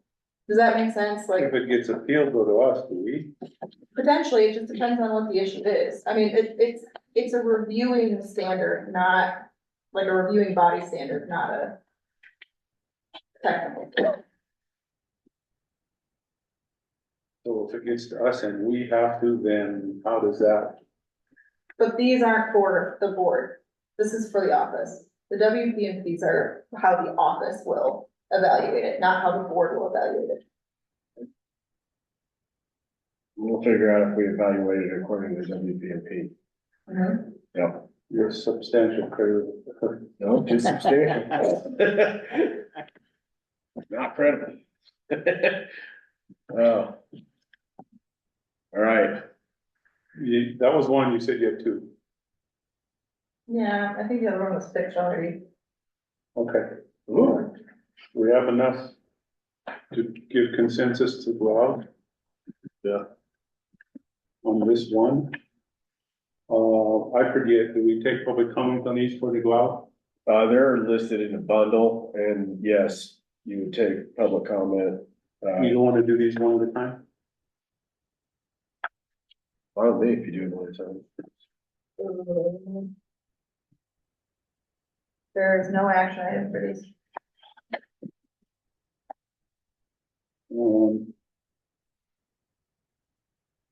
Does that mean we can't put them on public? For public review? I don't have this.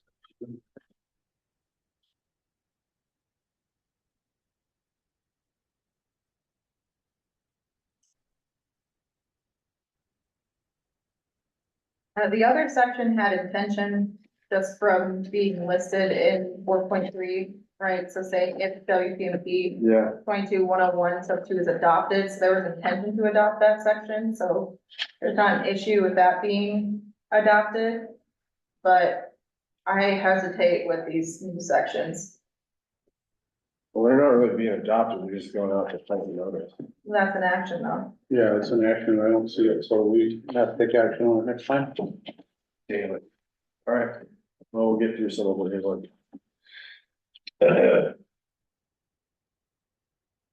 Um, So we're on to 1174. yes, sir. 22-1174. Okay. All right, so the language that you have in front of you is just what's from the existing WPMP. I'm gonna explain to you a little bit of what the issue we've got going on. So we, in the past, had, need to define the term site as it's used in the ordinance, because we're shifting gears. We're not in registration land. We're back to domestic allowances, right? And individual domestic allowances where there's a small well hooked up to a, an individual home or business, okay?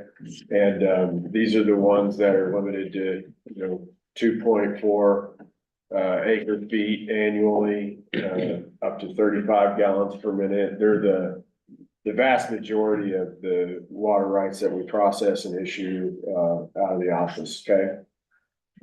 And in the past, we had, needed to figure out, all right, well, if, the ordinance has some language about, being able to use the water at a site. And so like, well, does it have to be hooked up to a building that is a business, or can the business be a site? And, you deliberated on this item and came up with, an agreement that the business sites, as part of the definition of business in ordinance 1-1-1-1048 mean any location where business is conducted, and may include areas that are absent a building/structure, including but not limited to fields, canopies, industrial settings, and other areas where business operations occur. So now we're like, okay, we can do that. Now people could have a well that they could get an individual domestic allowance for, even though it's not hooked up to their business. As long as it's at a site. We've had this additional kind of confusion about what constitutes a business. And this one's, a little hard, because there's a lot of people who want to put a well in that isn't hooked up to a building, and they want to irrigate, some orchards or something to that effect for an amount of land that's, you know, that for an amount of water that's 2.4 acre feet or less, but doesn't meet this, you know, like what is it gonna require to, you know, be a business? The first cases that we saw were easy. There were LLCs, there were people who had, you know, who had registered with the state, have a business license, you know, so forth. Recently, we've had new ones that have come in that there's not a, you know, they just, oh, well, we just sell these sometimes. And so, For example, an orchard where they just say that they occasionally sell apples. So there's no, business license. There's, you know, it's small enough to meet our other requirements, but I feel like you needed to weigh in on this because this is a crack in the door that will, you know, shape what happens with some of these small wells. And, I don't so much have a position of recommendation for you. What I'm really asking for is a clarification on what you, as a board, you know, what kind of requirements you think we need to, pursue, you know, to ensure something, you know, is a business the way that you were intending us to use this definition of site. And, well, so your example of an orchard, they have a well, and then maybe once in a while they might sell some apples or something.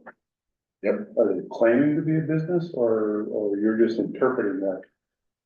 well, The possibility. before we tell them no, we look at what we did with this definition of site and we have a little group get together in the office and try to figure out what we should do. And so we haven't responded yet, but, But are they claiming to be a business? they claim to sell the apples once in a while.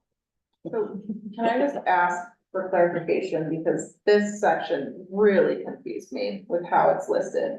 Okay, So sites is defined in subsection 6 of 22-117, which applies to domestic allowances. okay. So what is this here? Because is this being proposed for registrations? Now, this is for, that should confuse you. Yeah, because if that's the case, I mean, a new interpretation of sites should not be considered on No, registrations. no, and, so that's just an error. So what's the request? The request is.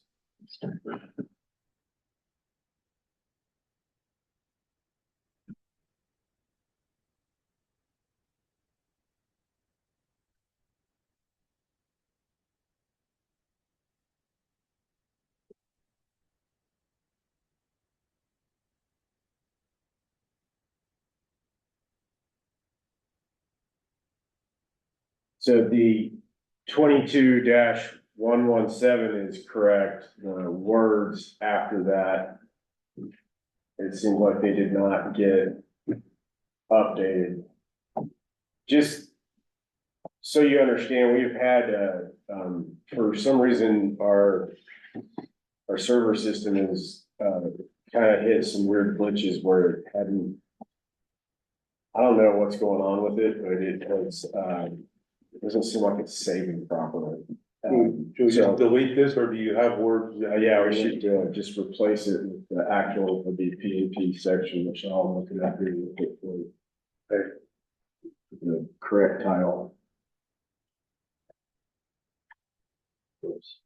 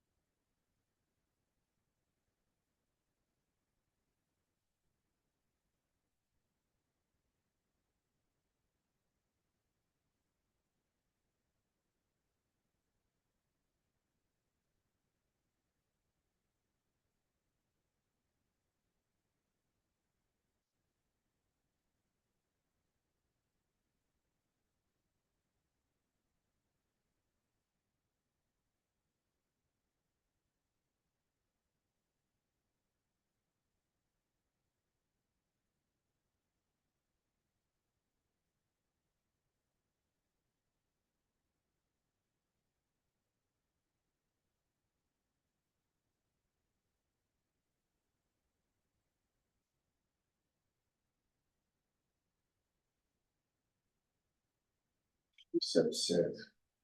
Right. So.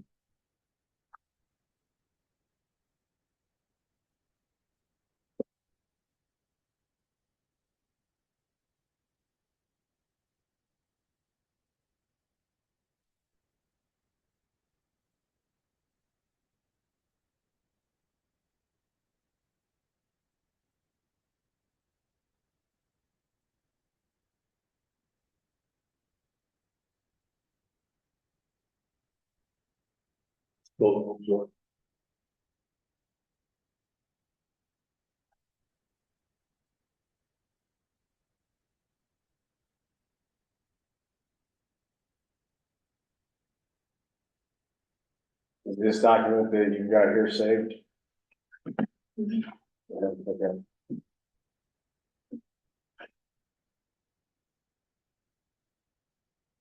So that's, I guess, where, aside from that, like, what's the requested change?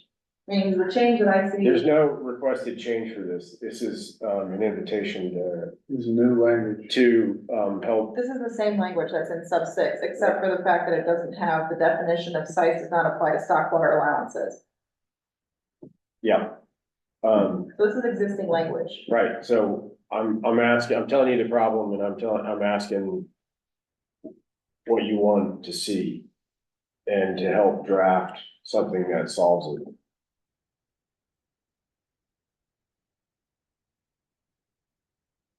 So that's my question, is what is your exact, like, issue with the language, I guess?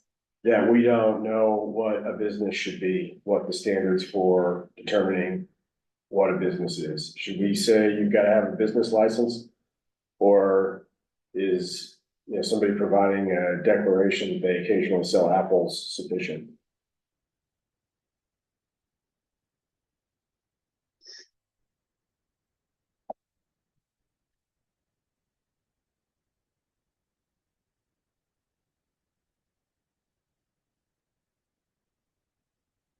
So you wanna, okay, All right, so this says updates. I assumed that we had some new language here. So you're saying everything under 4, that's existing language. it's subsection section 6 in 22-117. But I guess like my question too is like, so are you looking for like evaluation standards? Because business is also defined in the ordinance. Yeah, Okay, yep. I don't Okay. think that the term business in the ordinance solves it either. I mean, it's vague, but I think it gives like the technical staff the ability to determine what that is. I don't know if you wanna list that out, I mean, the business is defined in the ordinance as a building or site where commercial work is carried on, but not limited to factory, store, or office. And then sites was a problem, so that was defined in the WPMPs in subsection 6 of 22-117. And that's what this is. Correct. So in the ordinance, business means commercial work.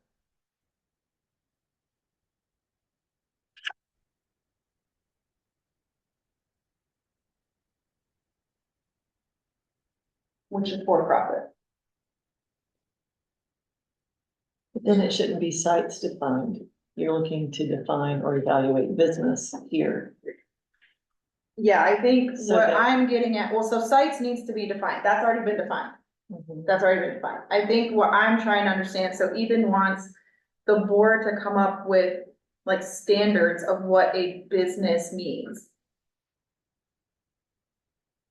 Is that kind of what you're looking for? That's it, that is it, and the reason why is because sometimes some folks are wanting to hook up a well to a site where there's no building under the claim that they occasionally sell produce. I'll just say produce. And I can implement whatever you want. I just don't know, like, to me, I need a little guidance on this. Read the definition of a business again, would you? Yeah, it's a building or site, which site we further define. So building or site where commercial work is carried on So where is site defined? in our WPMPs, Okay, what does this say? right there. Oh. So now I'm really confused. Why don't we? That's what I'm saying, like, I don't get why it's why is this needed? What, to define what a business is? Yeah. But it says that you can be absent of a building or Yeah. structure. I don't, I don't. I mean, if it's for commercial work, meaning for profit, and it's on property that is a field, right, then that to me sounds like a business.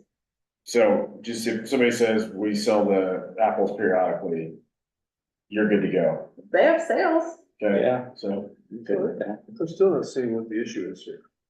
that's what I'm saying, is I don't see an issue. But, all right, what's wrong with this paragraph? Well, let me, There's not anything. nothing, so, I know, that's why I was confused.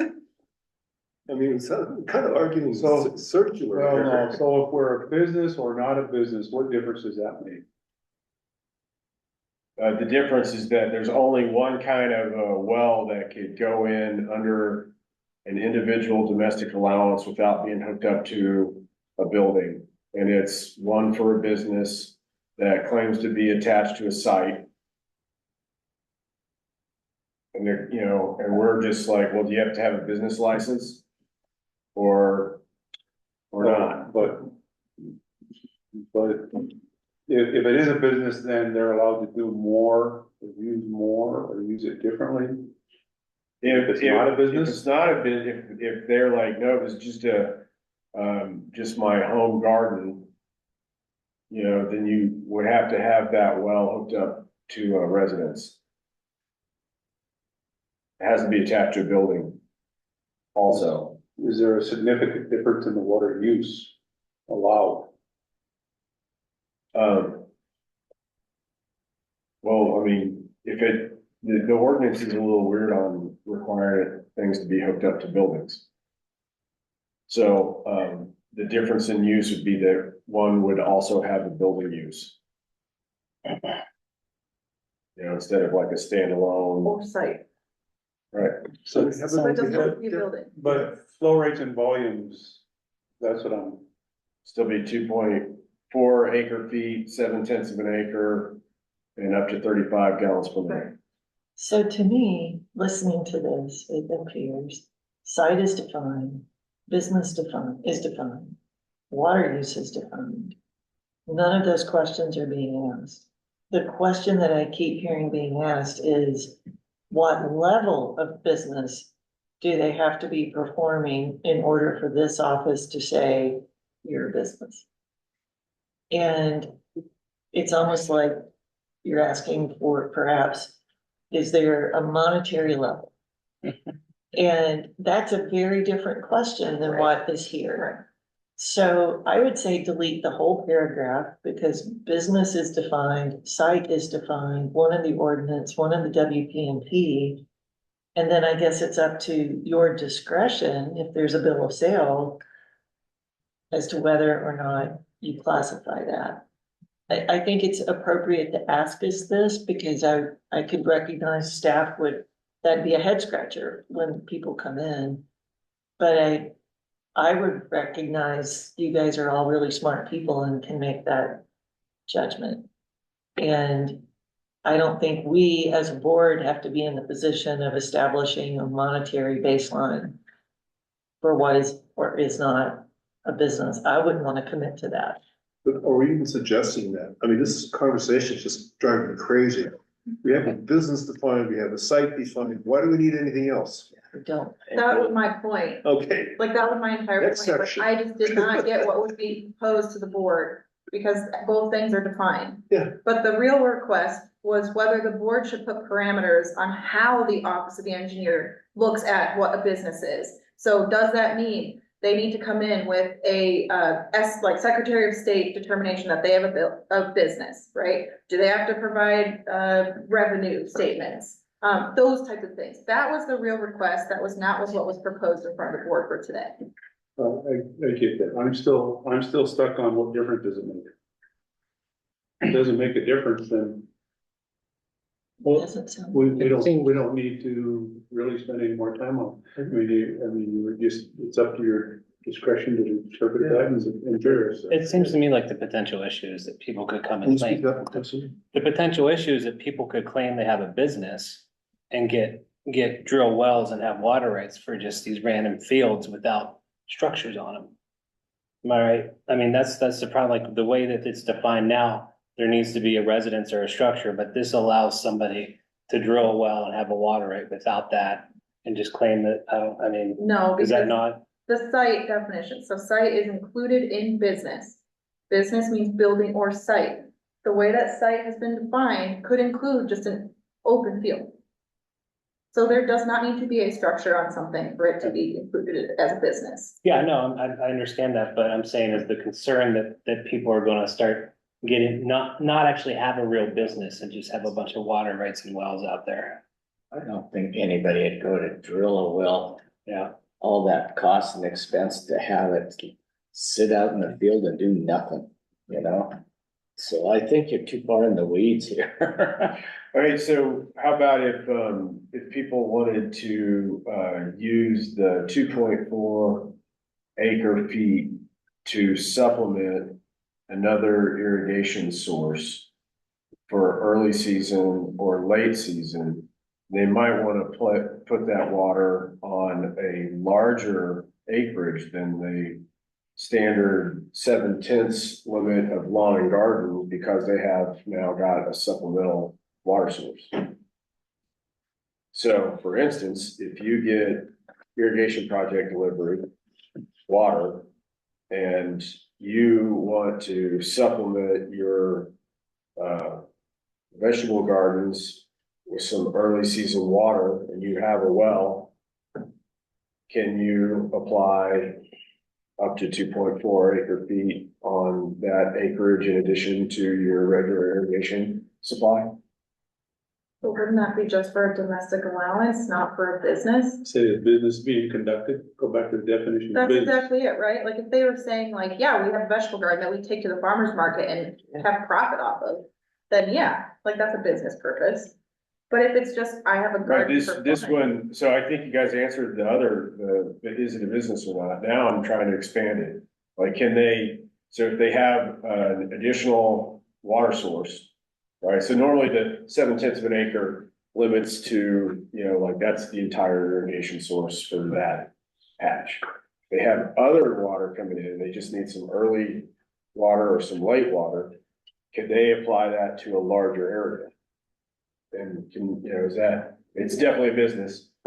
We'll even say this is a full-on LLC or something. Sure, but why Okay. could they apply it to a larger area when that's not what that use is for? Okay, so still limited to 7/10 of an acre? If that's the use that was allowed, then yeah, I mean, you can't expand on that. Well, I think that that use is Unless you go through like a specific, change or so something. that use is specific to lawn and garden. Now they're actually irrigating vegetables as a business, which is different than lawn and garden.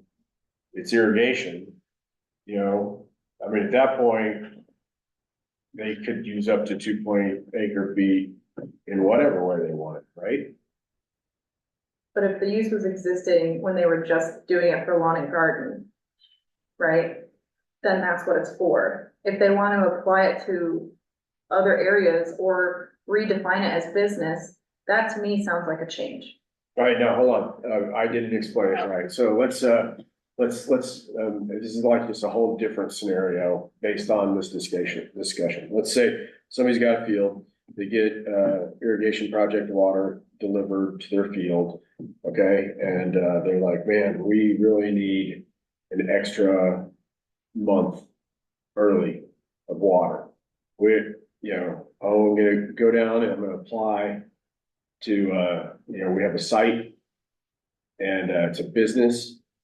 I want to apply, I want to put a new well in, and I want to use up to 2.4 acre feet of water on my site, which includes 7 acres. But I'm not going to irrigate the 7 acres for the entire season. I'm just going to do it for that 1 month before the regular irrigation water comes. let me ask this, have you run into that? Yep. Repeatedly.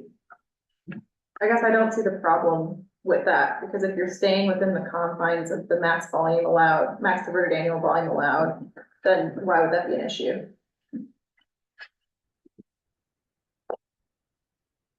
And that works for me. Just seems outside of the regular scope of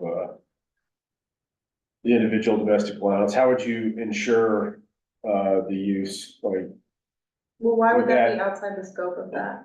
it just seems, I said it seems outside, because all the individual domestic allowances are, this just seems a little more narrow than me. Let me do this, let me make this suggestion. One, you've got this language, apply it for now. And just for discussion purposes, if you've got one or two or three examples of those that you're dealing with, let's bring it to the board as a specific example so we can take a look at that, not today, Okay. but at some future discussion. So we can, so we're willing to try to help you out here, but I think for now, let's assume that you've got what you need until we decide differently. So there's nothing new here. You changed the title on that, and that was about it. So if that's existing language, then there's really no other change at this point. So that would be my suggestion. Let's try to advance it that way. That's, does that work? Yeah, That work? Okay. All right, there's one last new section. We'll go over it real quick.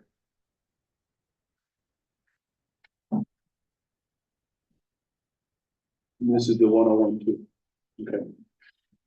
Yeah, 22 right there. So this language would be this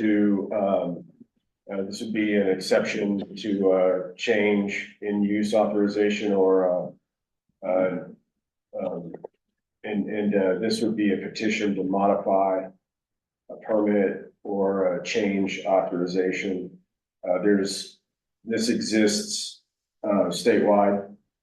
And this is the way in which people would file, there's a regular DNRC form 651. And they would file a petition to our office to modify or correct information relating to water use, to remove a condition, to reduce volume of flow rate, or to modify their change authorizations, interim compliance, or construction date.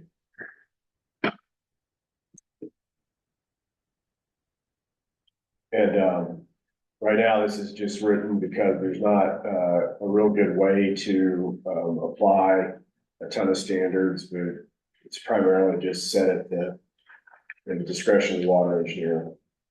So if somebody has a measurement requirement, as a for instance, they have a measurement requirement, I look at the measurement, they petition to remove their measurement requirement, I'll say just full removal. I look at what their measurement requirement was, determine whether or not I think there's real value in maintaining the collection of that information. And depending on the outcome of that, if it doesn't look like it's gonna cause an adverse effect, or if the measurement requirement doesn't seem to be that useful, I might approve the removal of the measurement requirement. I might also do a modification of the measurement requirement. That kind of activity.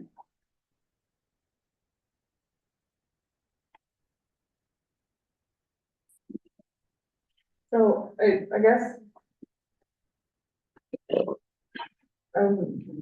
Confused why this is in here. It seems premature, because your office is not receiving new permits or changes yet. This would be modifying existing permits or changes.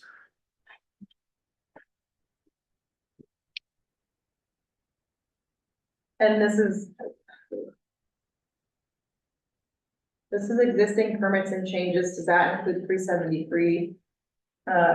Like anything that's gonna be maybe in front of No, the this is a board? permit or a change Yeah. authorization. The only time that it would include a pre-73 would be the change authorization. It Right. might be issued under 373, but Right. this limitation is intended to be limited to the change authorization, not a modification of the claim.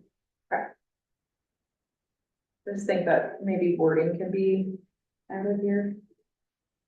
Sure. I don't know what yet. Cause I'm also, Let me ask, someone. New subsection, permit to modify a permit or change authorization. Yeah, I don't know what happened with our documents, Mr. Chairman, there's some miswording, in multiple places. And that's one of them. What should it say? It should say, new subsection to, petition. Instead of permit, it should say petition to modify a permit or change authorization. That's what it says. I thought you just said permit. Petition to modify a permit or change authorization. Okay, yep, that is what it's supposed And to you're, be. and Sorry. and what I take it is that you're proposing this for some reason.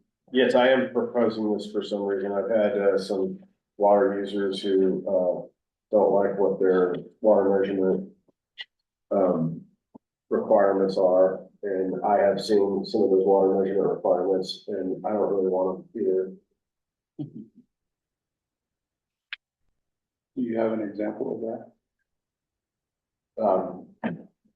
Like a specific example? Well, if you've seen it, I mean, Yeah, so there's a lot of the, anytime the DNRC ever issued a water right on an artesian well, they would require the water user to collect periodically, standing water level on the well, at certain intervals. But they're not ever consistent enough to really identify anything that's needed, I guess. in that, when you say DNRC, so we're talking about something DNRC did? Yeah, and, we're talking about existing permits or change authorizations. So these would all be things that were issued by the Montana DNRC prior to the CI litigation. And for your purposes, when you say you looked at some of them and don't want them, or think they should be there either, why? There's just not any real tangible value for what's being collected.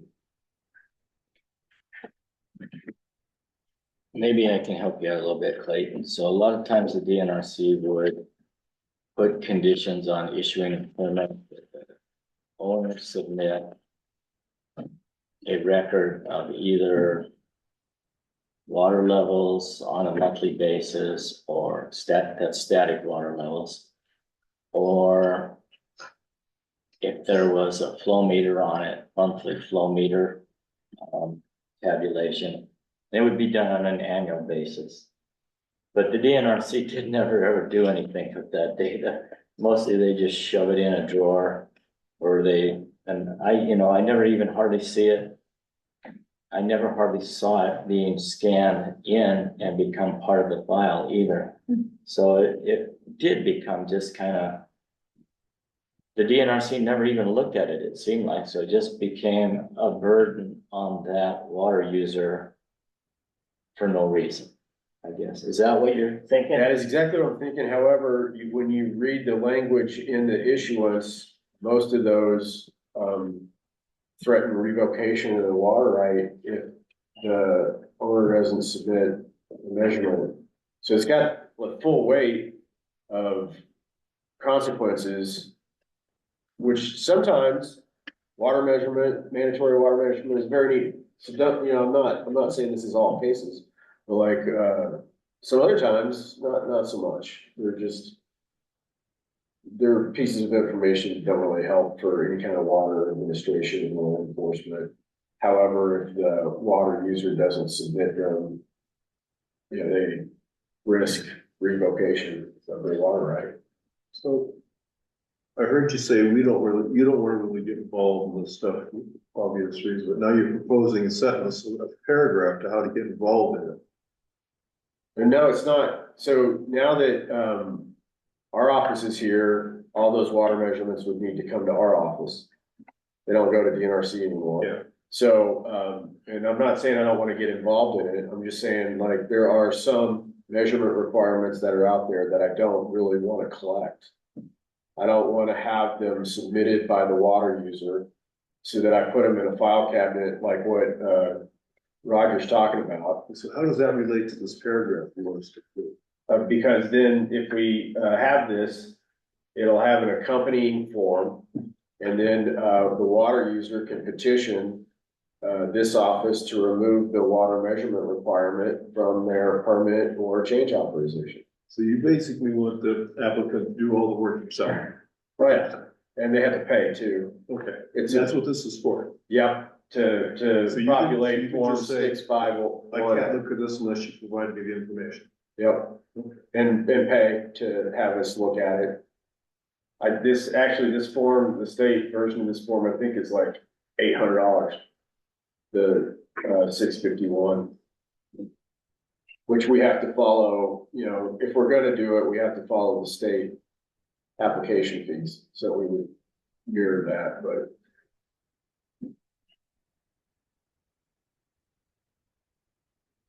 I think I get it. And I also wonder why we wouldn't. I'd have to look at it case by, I don't wanna look at it case by case, I'm thinking case by case. Wonder why, if there are measurement conditions on a water right, why would we remove those?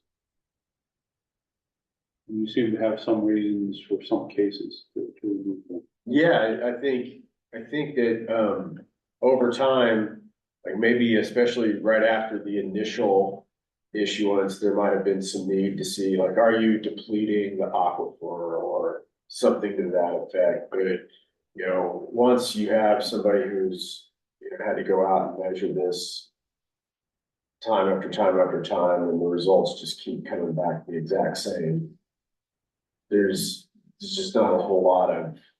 Are the ones you're thinking about like more frequent measurements, like monthly?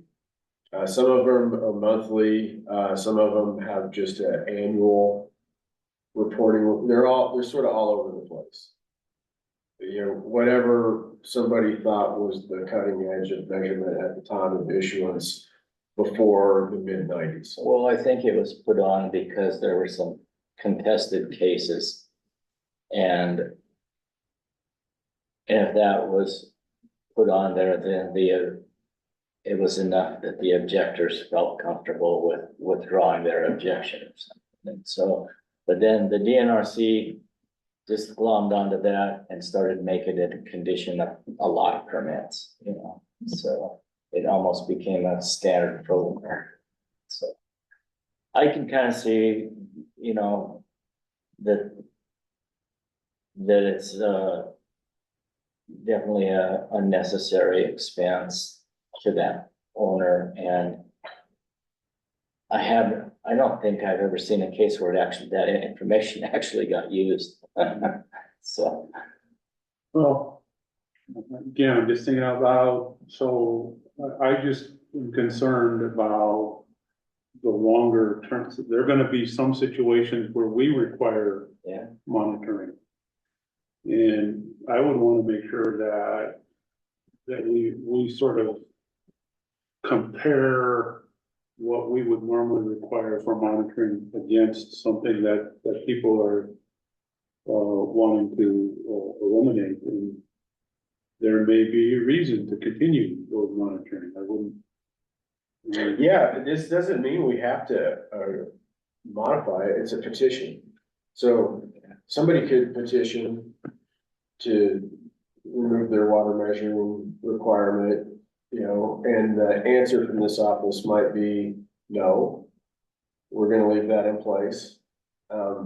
Or, well, we'll modify it in a way that makes it a more meaningful water measurement. Okay, something practical though, as opposed to some of these that are just, you know, static water level measurement off of some of these wells doesn't tell us much. Yeah, I would just hope that in that process, we get to that, that you would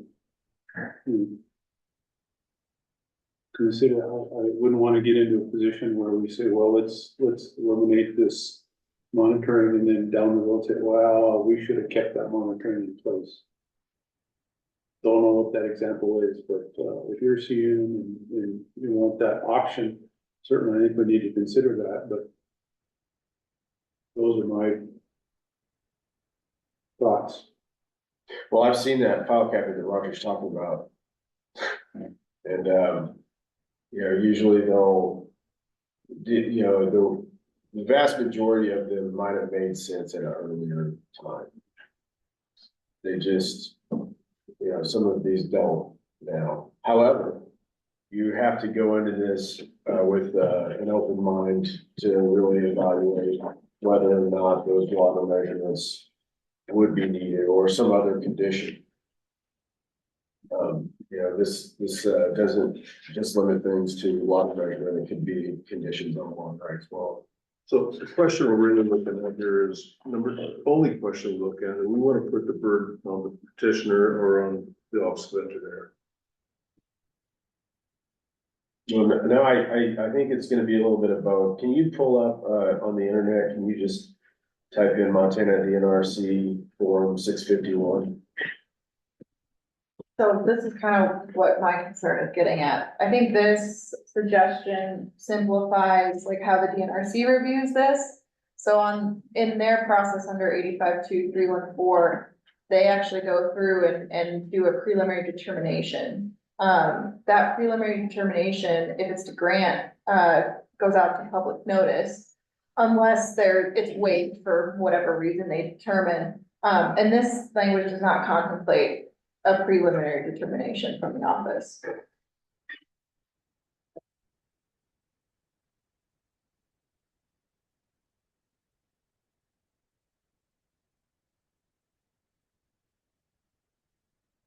That could be an option.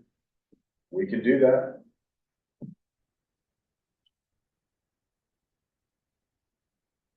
Yeah, I think I hesitate to like have the office go into these when they've been existing for such a long time without a preliminary determination and or public notice. I mean, if you're just going off of what the petition says, then that's a lot of problems right there. Oh, I wouldn't, I mean. I know you think- wouldn't, I know yeah, you wouldn't. Okay, I just to be clear, we'd be Well, looking at the water right records. You wouldn't, but it leads me, I'm also thinking about, should, you know, aside from this proposed language here, which allows for,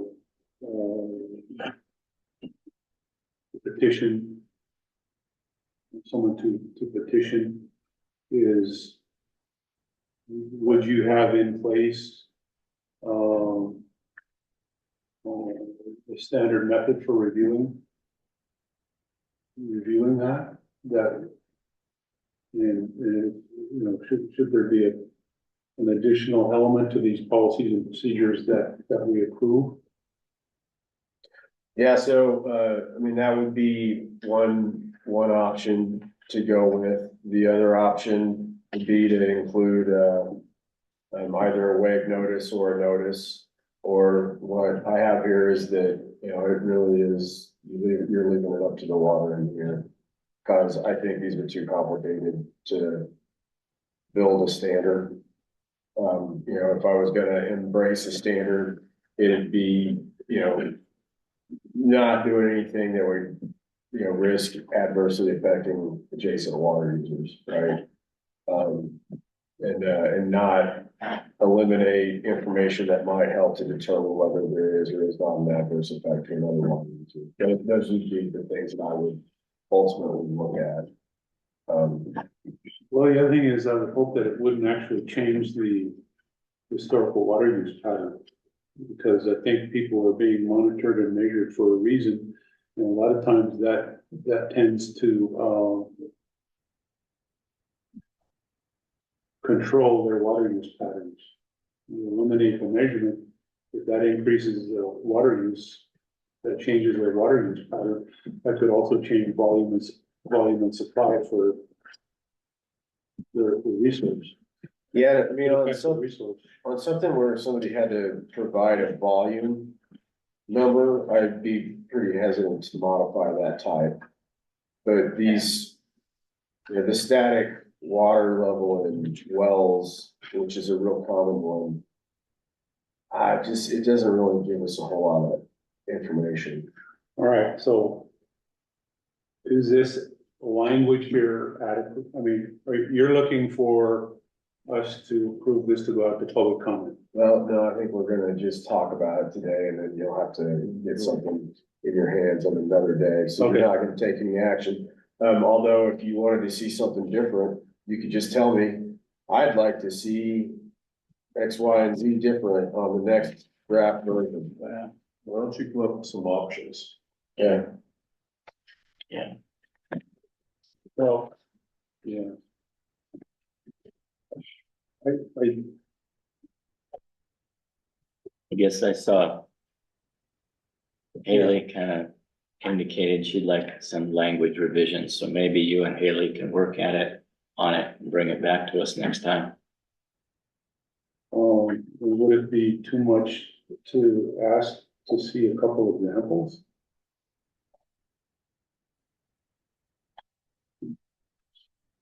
Is it okay if they're hypothetical, if they're mock examples instead of actual water rights?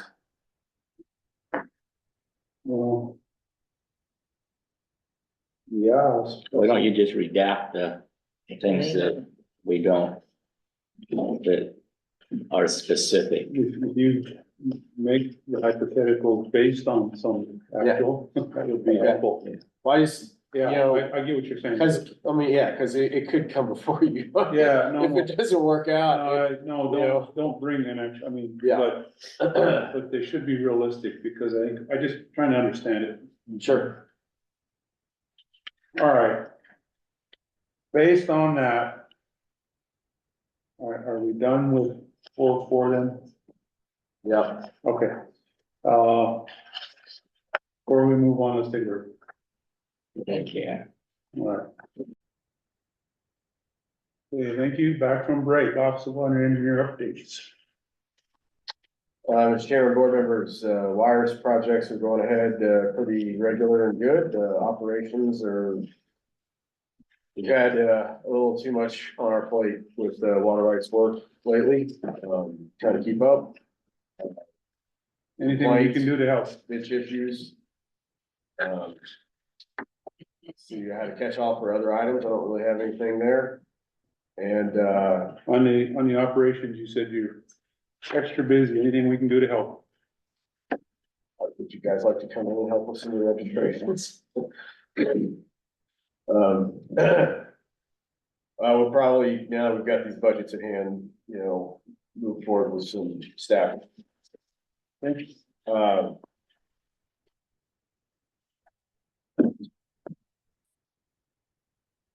Slide 4, let's just move that to the next. Okay. You go to board business. All right, board business. In your folder, you'll have your board compensation labeled committees. It's your blue or Let's look green. at the board membership updates. Oh, So does somebody have I something don't there? have an agenda, so Okay, does somebody have something there? No, I don't. I got one foot out the door. I guess I do too. So, yeah, my expectation is that my last month will be December. And it's my understanding that the tribal council did advertise it, and they are looking at making the selection maybe this week. Hmm. So I that's don't, my update. Anybody have that update? I don't know when my last month is it, it's either January or February. I think it's February, but I had an email from Palin that I'll send you. Okay, So, That was the only thing that we were discussing before, was trying to figure out when it was. I thought it was January 31st, 2026, but if Payla has the correct update, then we'll go off of that. But the conversation was, if the fifth member is to be selected by the other four appointed members, and so the four members need to start advertising that oh, in however way you want to do it. guess we better be thinking about that. I think whatever is timely, if we know what the time period is, if we've got, so I would say, let's maybe administration can put together an ad we can approve to go out. With advertising. The only other question was whether or not the parties had to have a role in that, you know, through this initiative. I see Haley shaking her head, so we don't even need to ask him. No, I think it would be a good idea to send them the little advertisement or flyer and ask for maybe a recommendation Okay, from each party. I think that just would show good connection. yeah, so if we don't have anything to act on today, so maybe by our next meeting, we could have an ad. Yeah, and I'm happy to take that To off look at? of the office's plate. Okay. That's something that's strictly board business and I can handle that. Okay. Board. Does that make sense, Roger? Yeah, no, that's a great idea. Yeah. I did find the email from Palin that says Georgia was appointed on February 2nd, 2022. So February 2nd, 2022. okay. It does, I don't. Dang. Your last month is January. If I do. Yeah. I have been talking to some folks that I thought might be interested and have heard, at least from one, that he is considering, you know, if, of course, that'd be up to all of you. Yeah, yeah. Good guy. So, okay. Any other questions or updates on that? All right, report on Helena Law Conference. Who went? I didn't go. Oh, there was something. I think George went, didn't he? Yeah, George and I went. Oh, So, yeah. and Ethan and Sydney went, and Haley presented. Oh, okay. yeah. So we had pretty good Cool. representation. Wow. Well, there is the, let me see. The conference, but part of that was to, I don't know if you're holding that for later, but it was to talk to the parties about budget / building option stuff, so I don't know if anything came out of that discussion. I hadn't heard.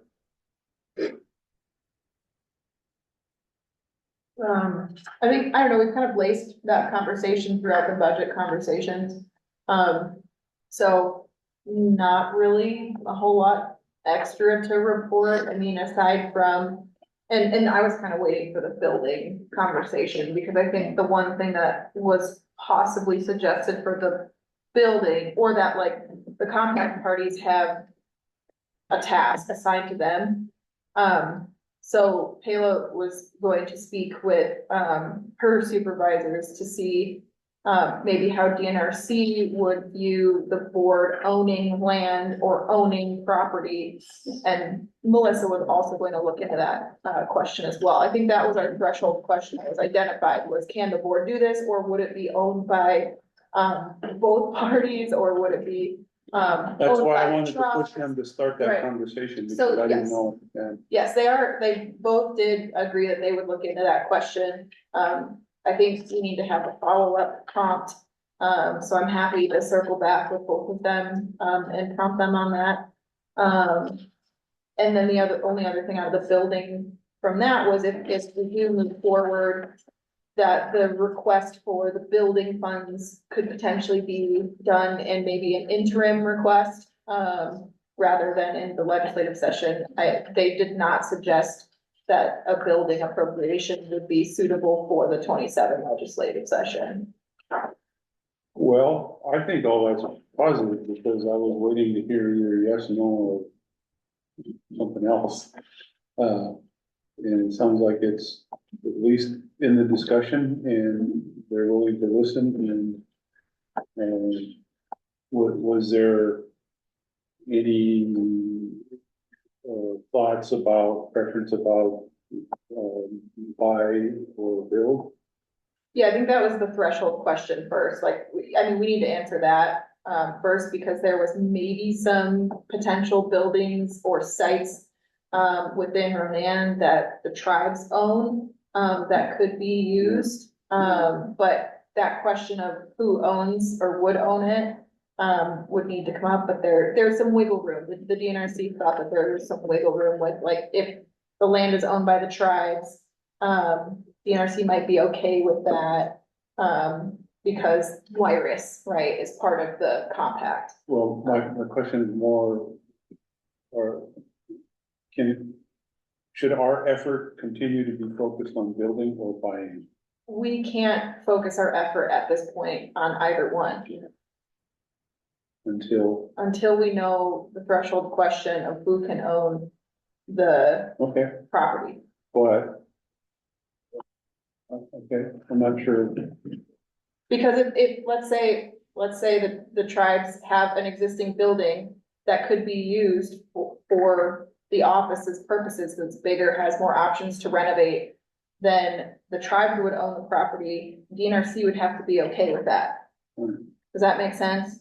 Yeah, well, they're probably more likely they just have some land, which. Right. I think they probably they already identified something in town. Here, like that told me that. Right. Yeah. Right.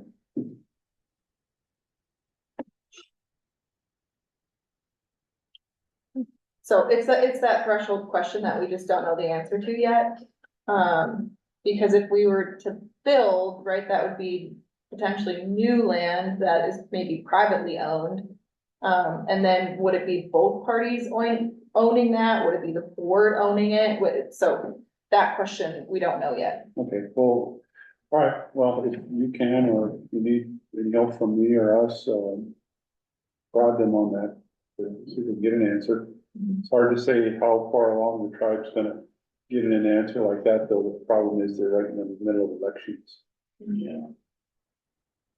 And our election's not till December. But Melissa might, I mean, administratively, they might be able to work through that on their side, but it'd be good to know that they're talking.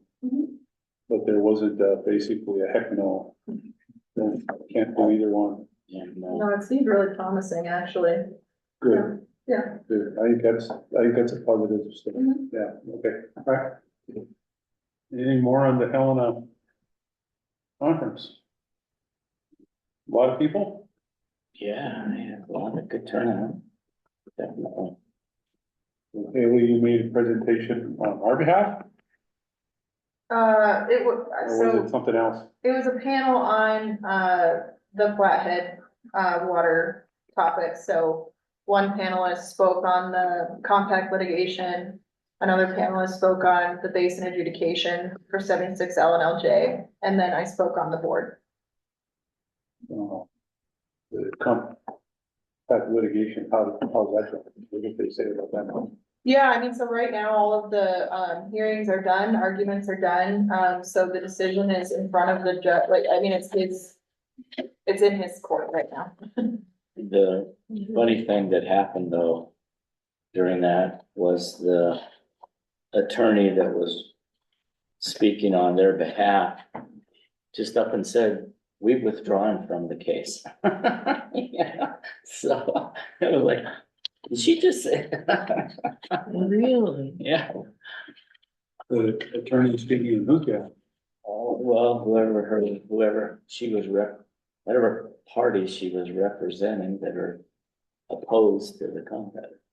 Maybe there's multiple parties. Yeah, well, there's multiple parties, but Yeah, this and was that's all public information, that motion was filed weeks prior to that, Yeah. conference, actually probably more like a month and a half prior to that conference. And it's in front of Judge, Judge Brown with the water court, met him. yes, yeah, he's very methodical, so it might take some time. Yeah, Which I appreciate because this is a really heavy issue, Yeah. to decide, but, what I have heard in the rumblings is that, that the objectors, or at least some of the objectors, will appeal it. surprise, surprise. Yeah, so there, but it's Somebody- more definite than it has been in the Yeah, past. somebody's got some money to yeah, spend. no Jeez. kidding. You put that money towards some other better use, I would think, goodness. So just procedurally, if it's appealed, the ultimate appeal would be to Montana Supreme Montana Court, Supreme Court, and it wouldn't go beyond that. I mean, Is it possible to go beyond? the issues that are. Doesn't raised- become a federal case. Yeah, the issues that would be raised on appeal, I don't know yet. I mean, if they're strictly on like the Montana application, right? So like the statutory application, then I don't think it would, but I mean, there's a possibility. So I just don't know what those Right. issues would be. Right, yeah. They could appeal to the US Supreme Court, but whether the court accepts the appeals. Right, yeah. Yeah, it wouldn't have to go to the federal appellate court, would it? Yeah, Mhm. straight from the Montana Supreme Court, yeah. Yep. Yeah. Yeah. Well, this would be like the second or third time that the compact issues have been in front of the Mhm. Montana Supreme Court. Mhm. Yeah, I think some of the justices would have to recuse themselves if it goes on appeal. Yeah, because they've already decided on something. Well, there's some of them who were practitioners, Oh, sure. before it and have now become Yeah. justices, so. Yeah, well, yeah. That too.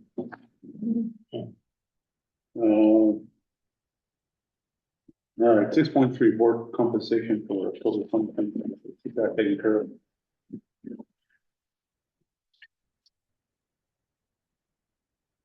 This is 6.3 board committee compensation, so this is on the committee, That's the green sheet. green sheet, all right. See all zeros for me, so I'm good. I'm good. I'm good too, I looked at this. Yep, mine's fine. Really good, all right, and then we talked to George. I believe I got an email. I'm just gonna verify that really quick. I believe I got an email just a couple days ago from him.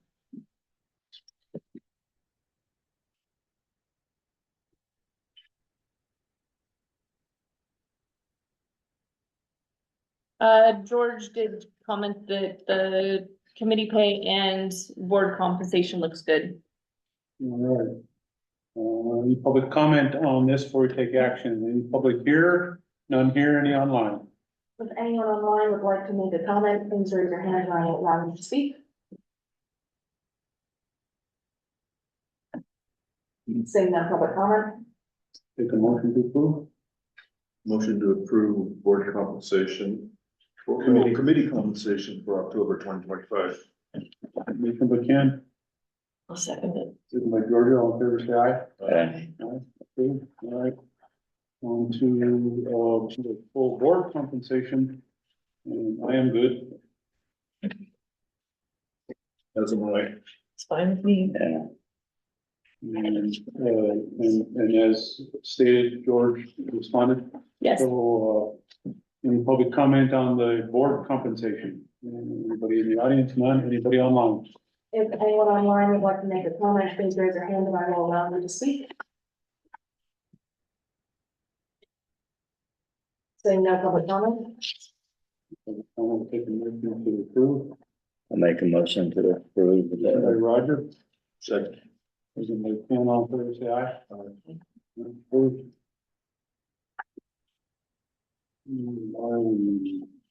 Vacation, the Office of Engineer Personnel Policies, we put something out for public review. Oh, no, we did, we just need to approve it, is that correct? That's correct. Unless there are any changes, so take a look at, says, different policy, types of leave and, paid time off, we put those out for public comment. And did we get any public comment? Not that I'm aware of. Okay. Comments, questions? None? Roger? Nope. Roger? Yes. Okay, well, with that, Haley, anything? Any?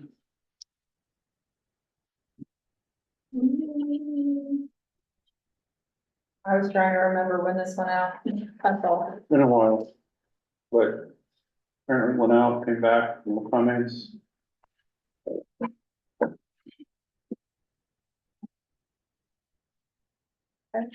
Good. Yeah, I don't remember it going out, but. Yeah. it's fine. When did it go out, you think? Do we know? September the 25th. September the 25th. Okay, Yeah, that's what's listed. I just Alright. don't have my notes from the last meeting in front of me. It's all good. all right. I'll take a motion to, let's see, public comment, that is public comment, finish public comment on these. If anyone online has a public comment, please raise your hand and I will allow you to speak. Saying no public comment. Hearing none, take a motion to approve.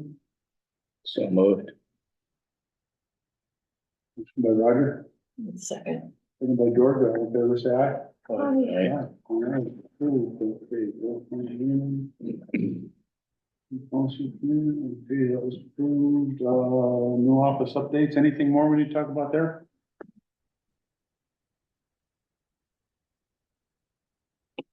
Not that I'm. If you want to see, I mean, I sent out the property listings. I didn't get a chance to take a look at those, what did that amount to?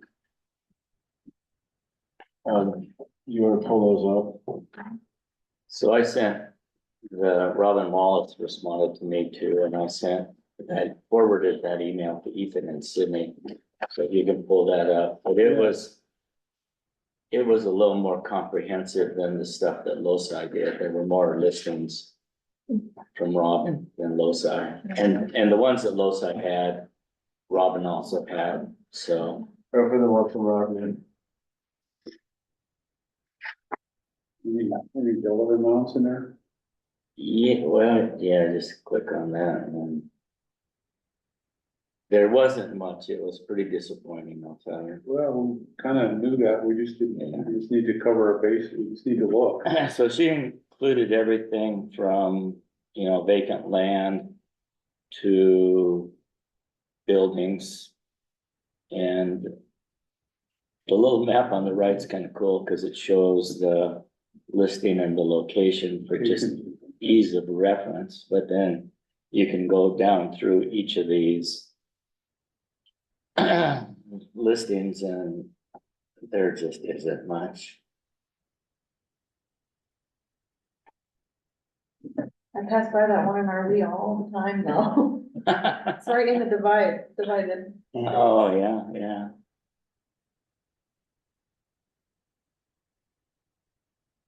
Ranging from 250 to 9 something. Yeah, if you wanna, you can click, if anybody's interested, you can just click on those and they'll open up and show you more photos and show you. All those. You said some of them are, some of them land, some of them with the building? Yeah, so like, That one is a building. yeah, that one's the Platt Building in Polson, if you wanna just click on that. Oh, that's a credit village. It would take a lot of renovation. It's a great location, Where is it? right at the top of the hill when you come into Oh, Polson. that, Yeah, that's it's, for sale? yeah, Oh. but it's a commercial building, Yeah, it is. yeah.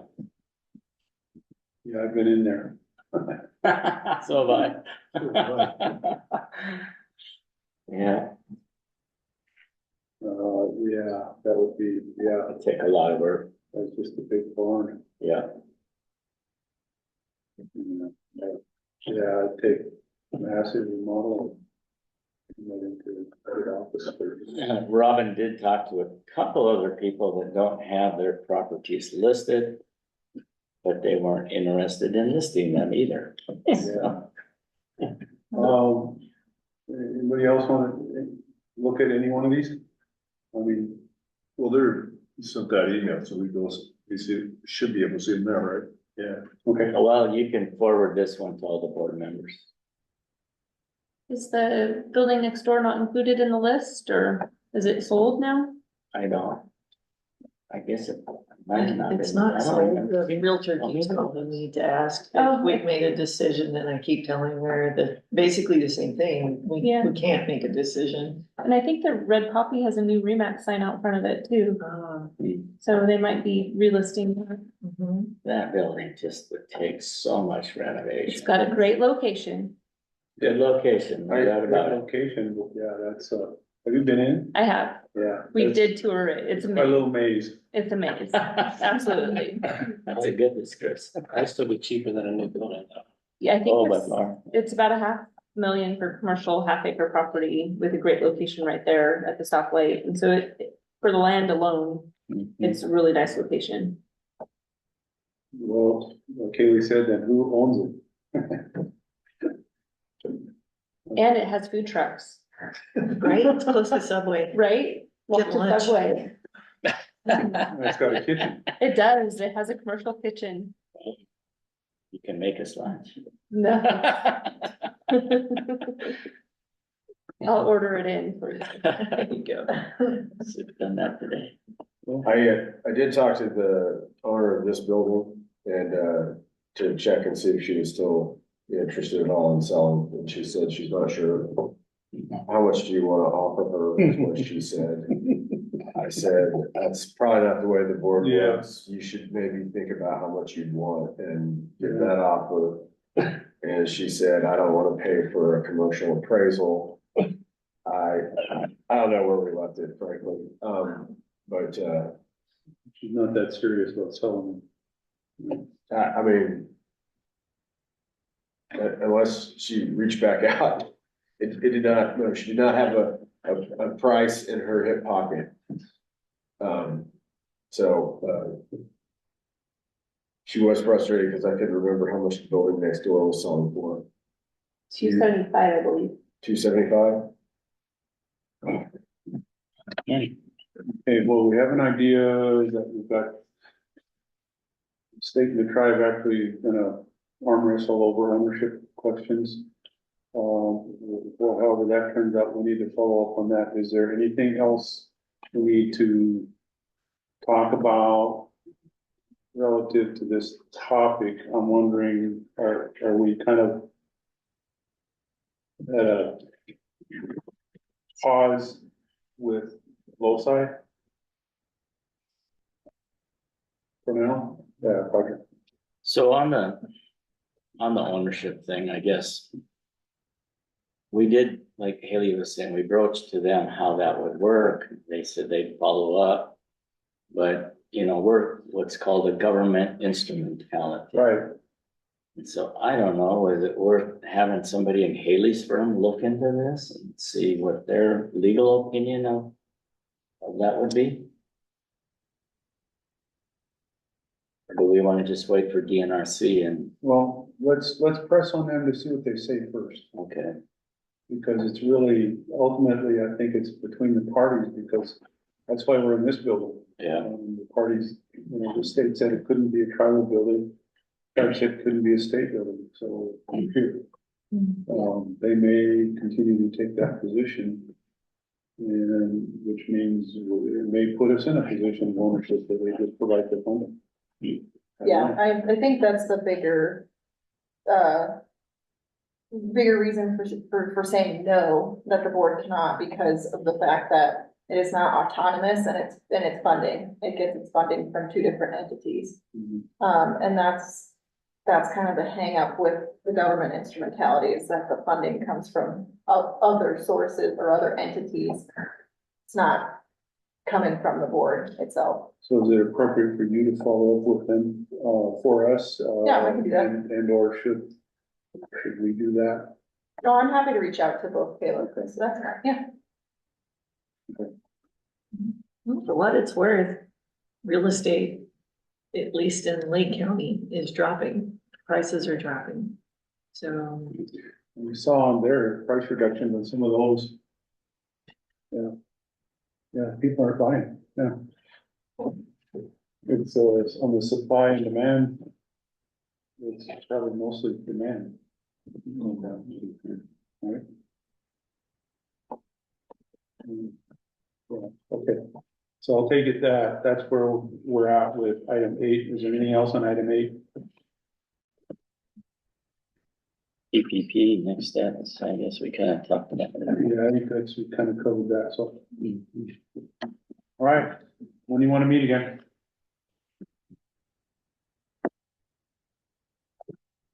I assume we won't meet in November. I'm open most November.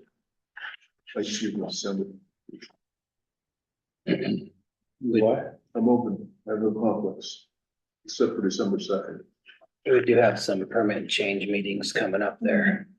How about December 25th? Sure. No conflict there? Oh, wow, good for you. Getting out of cooking dinner. Oh, it's right here. Yeah.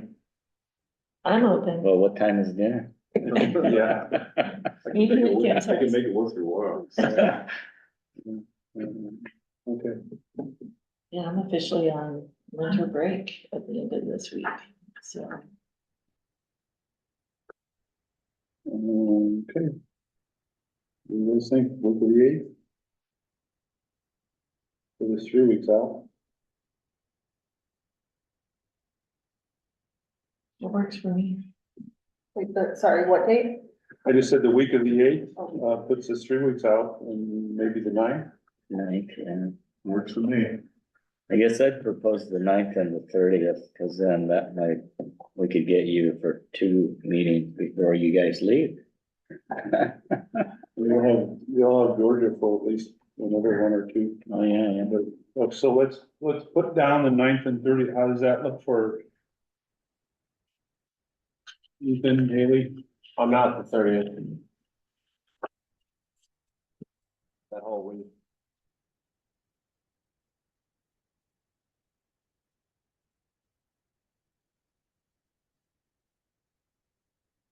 I have something in the morning on the 9th, but, so like the 10th would work better, but I could probably make the 9th work. Should we do the 10th? I'm open.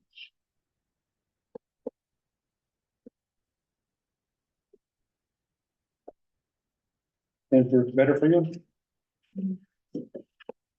Are you in class then, Jordan? No, at the end of this week, Oh. I'm done, so I'm, The 10th isn't. plug me in anytime. I'm ready. So do you guys, Ethan's out the week of the 30th, you wanna meet that week anyway, or don't push it?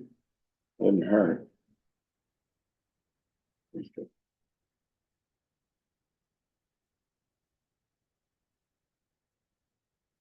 Ethan, you're out that week, that somebody who can run the ship for you for a week? Not sure yet. We haven't, scheduled the office coverage that far out. All right, well, let's schedule the 10th. And then, let's see if you can come up with date that works. After that, I mean, it's either we meet, 2 weeks in a row, or we shoot for the week of the 30th. I don't think anybody wants to meet the week of Christmas, Yeah, except for Kim. He wants to cook for all of us, that's what I heard. It's on the official record actually now, Yeah, so. that's what I heard. Yeah, so the 10th, and then the second date is a question mark. All right? Hey, all right. think that's your heart stop? Yeah. Beat your heart stop? Okay. Cool. Anything else? Anything else? Nope. Anything else? Anything else, Haley? No. Ethan? Nothing else for me, thank you. All right, good job. Motion to adjourn. Motion to adjourn. Again, I'll second. anybody, Georgia, all in favor, say aye. Aye. All right, we are adjourned. Thank you.